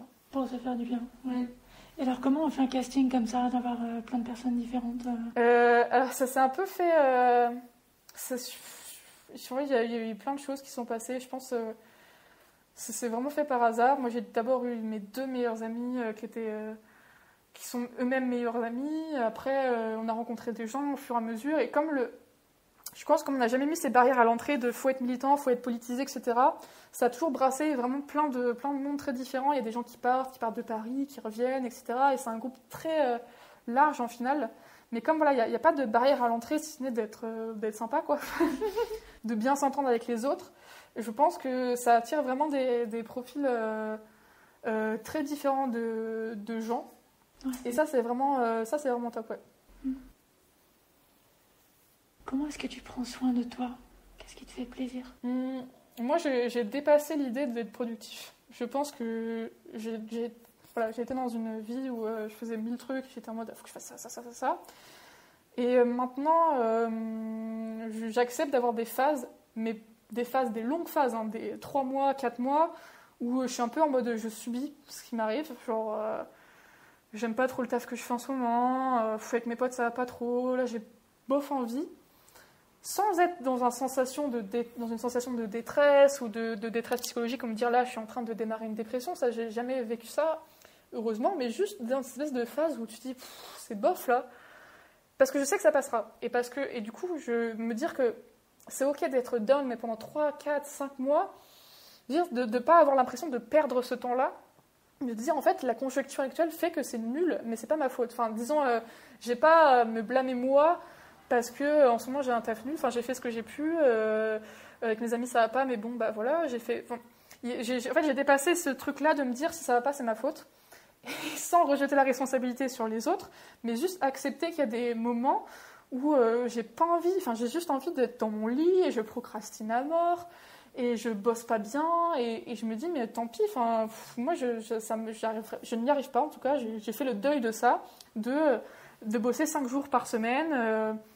En faisant un 9h-17h, enfin vraiment j'ai fait le deuil de ce truc-là, que je n'arriverai pas à être efficace toute ma vie là-dessus, que ça ne me motive pas d'avoir ce rythme-là. Moi j'adore avoir des rythmes où je suis à 3 mois où je suis à fond, je fais 12 000 trucs à la fois, et 5 mois où je me traîne un peu, où je devrais faire du sport, j'en fais pas trop, je cuisine un peu, enfin je commande plein de trucs à emporter alors que c'est mal de faire ça. Voilà, mais voilà, se laisser le temps d'être une merde, je trouve ça plutôt bien. J'ai une question égoïste. Ton choix, ta révélation me semble particulièrement alléchante. Comment est-ce que tu fais pour subvenir à tes besoins pendant ce temps-là? Financier, tu vas dire? Par exemple. Ouais, bah en fait, comme je disais, le fait d'avoir un taf nul, par exemple, mais j'ai quand même un taf, tu vois. Moi, j'aurais jamais le luxe de pas bosser. Parce que, en fait, mes parents peuvent pas m'aider, j'ai 2 prêts bancaires à rembourser. Donc voilà, moi j'aurais jamais le luxe d'avoir 0 activité. Donc j'ai toujours eu des tafs de merde, plus ou moins. Mais par contre, moi j'ai toujours fait le minimum syndical. Et ça, ce qui fait que je me suis beaucoup fait virer. Genre vraiment, je me suis virée de tous mes jobs d'été, je pense, quasiment. Parce que j'ai toujours fait le minimum syndical. Parce que, en fait, moi je ne supporte pas cette espèce de truc d'être content pour les miettes que te donne le capitalisme, vraiment, et de supplier en entretien d'être pris et de dire que tu vas être super, tu vas être hyper motivé alors que c'est un taf qui va te ruiner la santé, etc. J'ai toujours joué le jeu, mais par contre, je l'ai jamais fait, vraiment, et parce que moi, jamais je me ruinerais pour un patron ou pour un truc comme ça, et ce qui fait que, en fait, moi, je me suis très souvent virée. Mais par contre, je tiens longtemps. Et j'arrive vraiment à les douiller pendant 3, 4, 5 mois. L'autre fois, je suis allée jusqu'à 6 mois parce qu'ils m'ont renouvelé ma période d'essai, etc. Et à chaque fois, c'est eux qui me virent. Mais moi, je pars jamais. Et du coup, j'ai les sous. Mais vraiment, je fais ce qu'il faut pour tenir le plus longtemps possible. Mais j'y crois pas. Et je pense que avoir cette lucidité-là de se dire que être content au travail, mais le travail sera jamais content de toi, c'est toujours ce qui m'a sauvée, je pense, de me dire de toute façon ce sera jamais trop pour moi, donc je fais ce qui marche et voilà, le bare minimum. C'est une très jolie formule.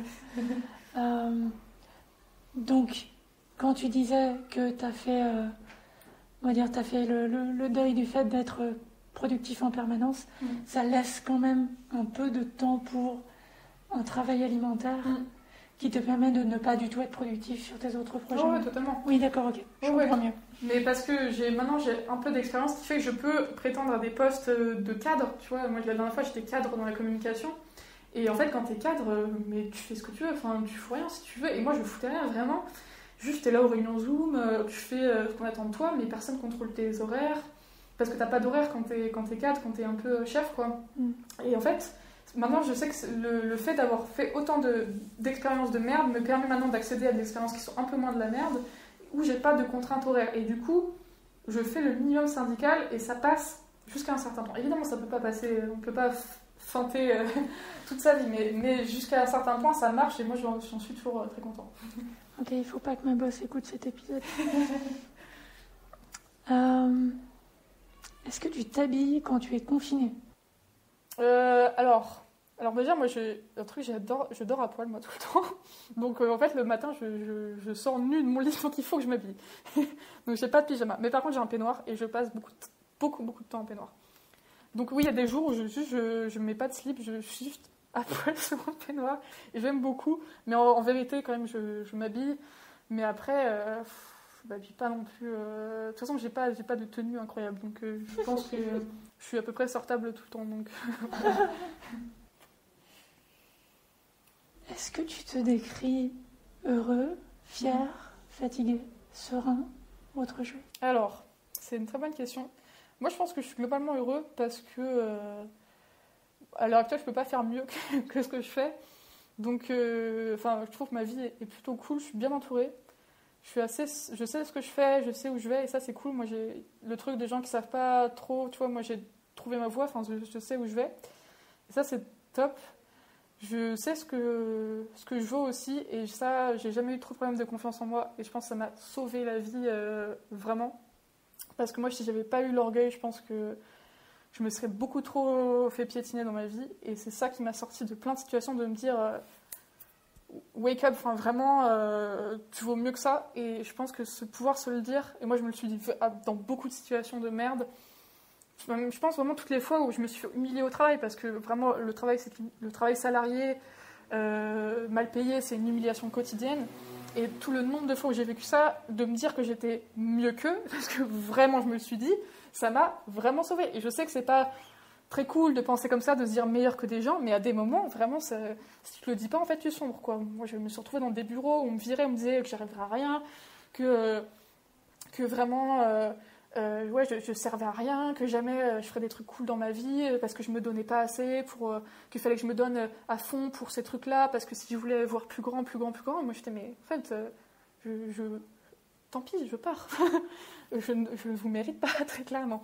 Donc, moi j'ai toujours eu ce truc-là où j'ai réussi à me sortir de situations et du coup, je suis assez agile sur ça, de savoir me défendre. Donc c'est pour ça que je pense que je suis bien entourée maintenant et je suis stable dans ma vie et je sais comment gagner de l'argent et je sais faire ce qu'il faut faire quand il faut le faire, de pas me laisser, je me suis jamais laissée abattre sur trop de moments. Après, la situation actuelle, elle atteint quand même beaucoup et c'est pas tant personnel mais plutôt collectif de voir un peu le no futur se dessiner. Moi c'est quelque chose qui m'angoisse, alors pas qui m'angoisse mais disons qui me questionne beaucoup parce que moi je sais pas à quoi me préparer, tu vois. Je sais pas, je sais pas s'il faut rentrer dans le délire collapsologie. Vraiment, et j'y pense et je me dis, mais en fait, moi, j'aimerais bien savoir parce que s'il faut, moi, je me prépare maintenant. Il n'y a pas de problème. je me forme et tout ça. Je pense qu'il faut, mais oui. Mais par contre, est-ce qu'il faut continuer à vouloir croire en la politique bof, tu vois, mais en même temps, bon, c'est tout ce qu'on a maintenant. Qu'en fait, sous quel angle attaquer et où placer ses croyances et où placer ses ressources, genre dans quoi il faut investir. Alors, des questions très cons, mais tu vois, moi maintenant j'ai un petit peu d'épargne et je me dis, est-ce que faut placer son épargne, genre dans une assurance vie par exemple, et parce que ça va être rentable dans 5 ans, ou est-ce qu'en fait le système bancaire va s'effondrer, qu'est-ce que je fais en fait, mais le pognon du coup il va disparaître aussi parce qu'il sera coincé à la banque, donc est-ce qu'il faut que j'investisse dans du bien matériel maintenant? C'est des espèces de trucs que moi je me pose comme question. Et moi j'ai mon approche pratique parce que je me dis je veux bien prendre des décisions, mais par contre je suis peut-être d'incertitude de quelles seront les bonnes décisions à prendre, même pas pour soi mais pour sa survie en fait. Et du coup Du coup, là, je m'intéresse un peu à tout ça et de manière vraiment pas du tout sarcastique, mais enfin, en tout cas la collapsologie ou vraiment le futur à 10, à 20, à 30, à 50 ans. Parce qu'en ce moment, ça déconne pas. Genre, vraiment, on n'a pas du tout les mêmes visions du futur que nos parents ou les générations d'avant. Parce que là, on voit très clairement qu'on arrive à une fin. Et on ne sait pas si c'est une fin de société, on ne sait pas si c'est une fin du monde, on ne sait pas si c'est une fin de la planète. Et du coup, moi, ça me pose beaucoup de questions et je ne veux pas être fataliste du tout. Et le truc aussi, c'est que il y a ce truc de moi, je ne tiens pas à ma survie. Alors, comment dire, je ne tiens pas à survivre quoi qu'il arrive. C'est-à-dire que dans les films survivalistes, un peu, les gens, ils font tout ce qu'ils peuvent pour vivre quoi qu'il arrive, etc. Bon, moi, s'il faut vraiment une fin de société, tout ça, moi, je veux bien un projet de société qui est cool après, mais si c'est pour juste se battre avec les autres, comme The Walking Dead, tuez-moi, c'est pas très grave, je me dis, j'aurais vécu ce que j'aurais vécu, mais c'est juste pour survivre et pas pour vivre avec un vrai projet de société derrière, une vraie collectivité aussi.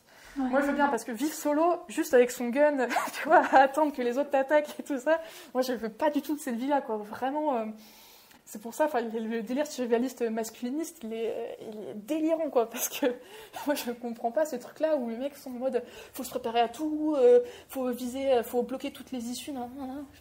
On veut pas réfléchir à un truc commun, quoi, vraiment. Donc voilà, moi, c'est pas tant être angoissée sur moi, ce que je vais faire, c'est plutôt comment me placer dans un futur assez incertain et comment je peux réussir à tirer mon aiguille, je sais pas, mon aiguille du jeu, non, je sais pas quelle est l'expression, mais... Épingle, ouais. Mon épingle du jeu, là-dedans, quoi, c'est plutôt là-dessus.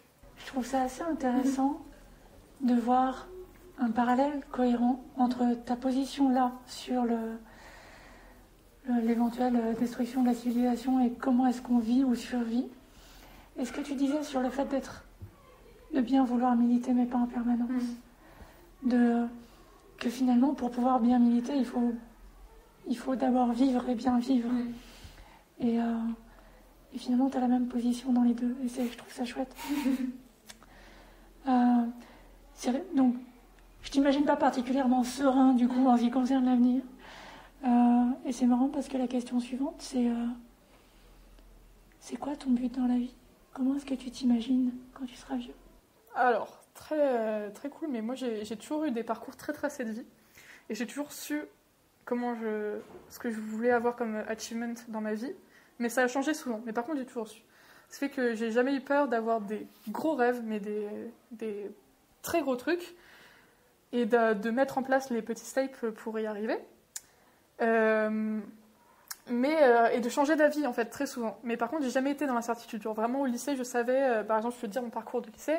Moi, j'ai fait des études d'art appliqué, donc c'est vraiment des études assez élitistes où il faut avoir une très bonne moyenne scolaire pour rentrer. Déjà dans le bac, puis après dans les études supérieures. Moi, comme je disais, j'ai vraiment toujours été une bête de concours, donc c'était totalement fait pour moi, quoi. Parce que j'ai des parents enseignants aussi, parce que j'avais toutes les conditions pour être très fort à l'école. Et du coup, moi, vraiment, au lycée, je me voyais faire mes études dans une école précise, puis devenir directrice artistique d'un magazine de mode, après aller vivre au Danemark. Je sais pas pourquoi je voulais aller vivre au Danemark, mais je me suis dit, ok, à 30 ans, et après je commencerai le violoncelle à cet âge-là, parce que je voulais faire du violoncelle, mais j'avais pas les ressources, tu vois. Je me dirais, et après j'aurai des enfants vers la trentaine, et après vers 50 ans on reviendra en France, comme ça ils seront bilingues, et voilà.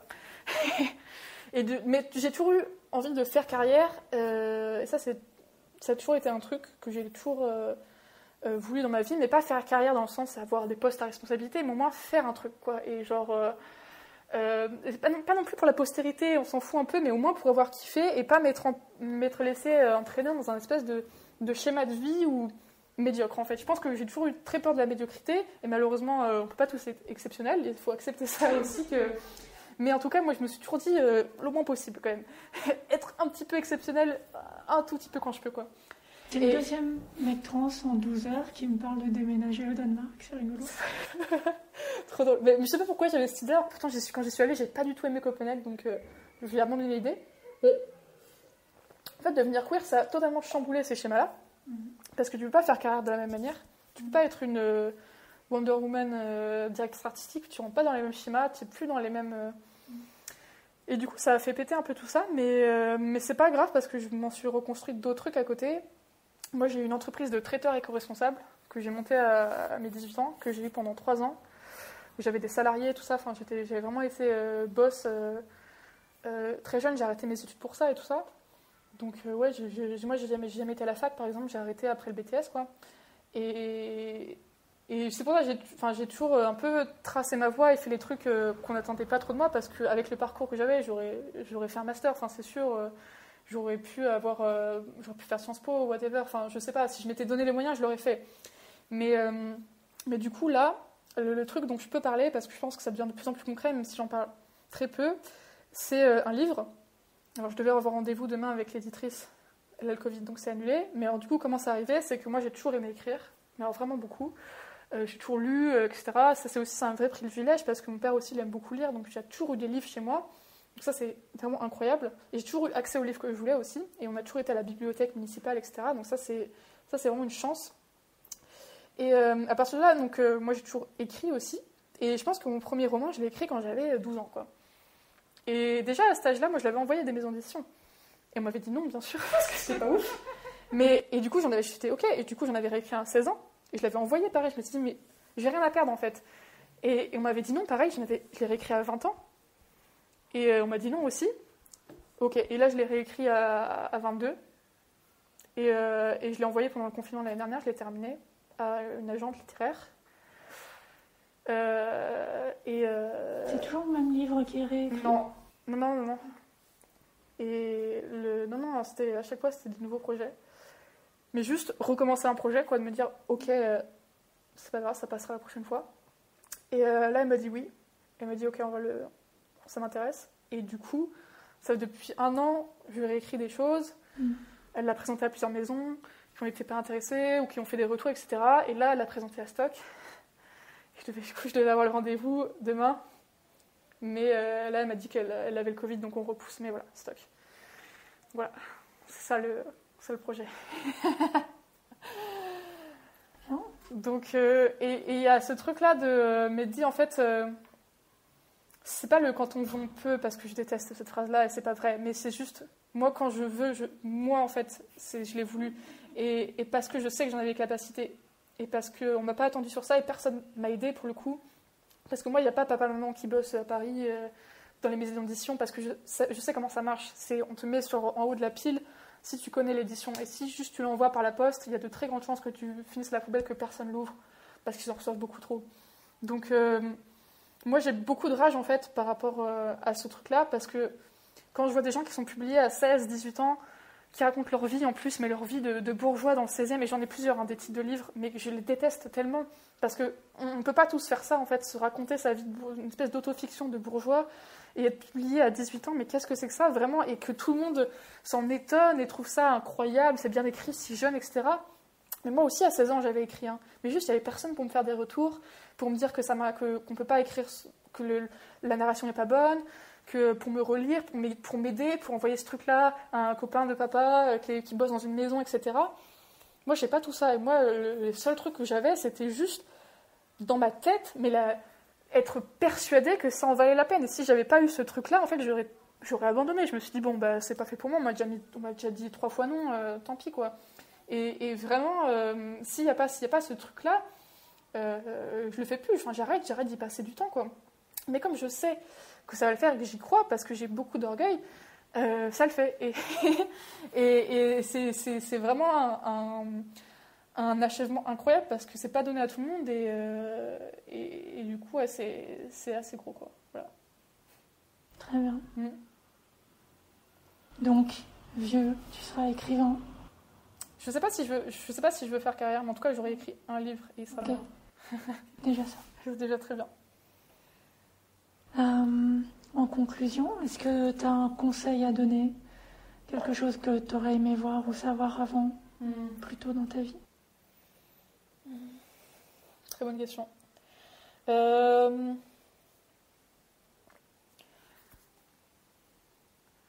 pense que ce que j'aurais aimé savoir, c'est que tout est possible, en fait. Enfin, qu'il y on n'est pas, enfin, c'est toujours le truc cliché de dire on n'est pas seul, mais c'est vrai. Je pense de se dire, et même si on le sait, on s'en doute, on n'est pas seul, mais de se dire qu'il y a des gens, il y aura toujours des gens dont le parcours va résonner et qui trouveront de la force, ou en tout cas de l'écho dans les paroles des autres. Je pense que ça encourage aussi à parler et à se raconter, et du coup à créer ses propres archives aussi. Moi, j'y tiens beaucoup au fait d'archiver nos vies queer, parce que personne ne le fera à notre place. Et le projet des archives LGBT est très très intéressant et il faut vraiment le soutenir là-dessus. Mais qu'en tout cas, ces vies-là existent pour de vrai. Enfin, c'est pas juste dans sa tête, quoi. Je pense que moi, tous les placards que j'avais, c'était parce que je voyais pas de mecs trans autour de moi, et je vois les représentations qu'on a.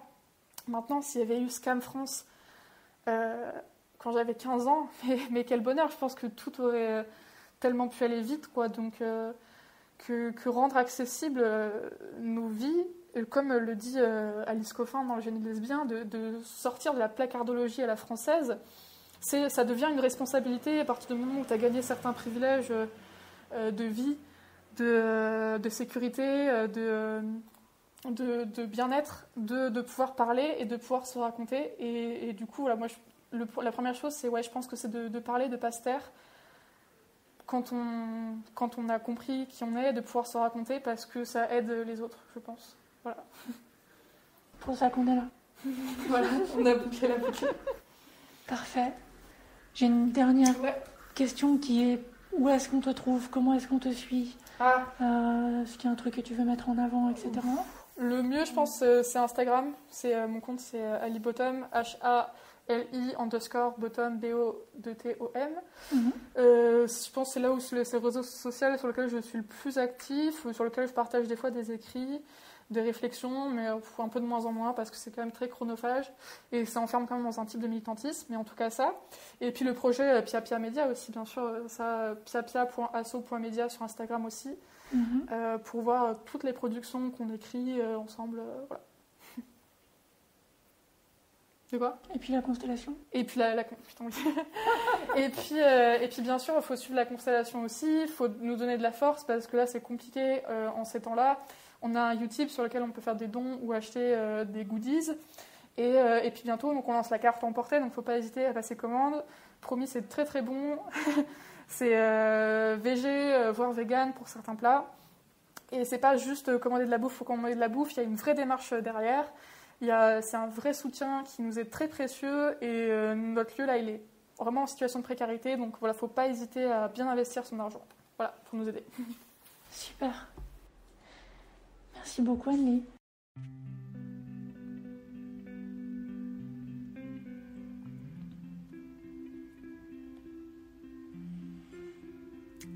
Merci, Anne-Lie Victoire, de tes nombreuses idées et de ton énergie sans fin pour les mettre en route. Allez visiter les pages de Pia Pia Media et du podcast Ta Reine, qui racontent les biographies trop souvent passées sous silence des personnalités queer de notre histoire. Allez voir aussi les autres membres du collectif Nouvelle Radio Euphorique. Vous connaissez déjà probablement un podcast trans. Allez jeter une oreille sur Polycule, dont j'ai eu l'honneur d'être la première invitée, et sur le podcast Omelette, dont le but avoué est de casser des œufs. Si vous savez, vous savez. J'espère que vous avez aimé cet épisode de Nova Trans. Allez voir nos archives. Après tout, ça date de la même époque. À bientôt pour un épisode plus récent. Si vous pensez être seul au monde, que tout le monde s'en fout ou personne ne comprend, il y a une communauté prête à vous soutenir et qui n'attend que vous. N'ayez pas peur d'appeler à l'aide. N'oubliez pas de partager cet épisode et le podcast et les autres podcasts. Devenez heureux. Mettez des likes, des étoiles et des pouces là où vous pouvez. Tout ça aidera à la visibilité et l'acceptation de Nova Trans, une oreille à la fois. Ici ou ailleurs, merci d'écouter Nova Trans.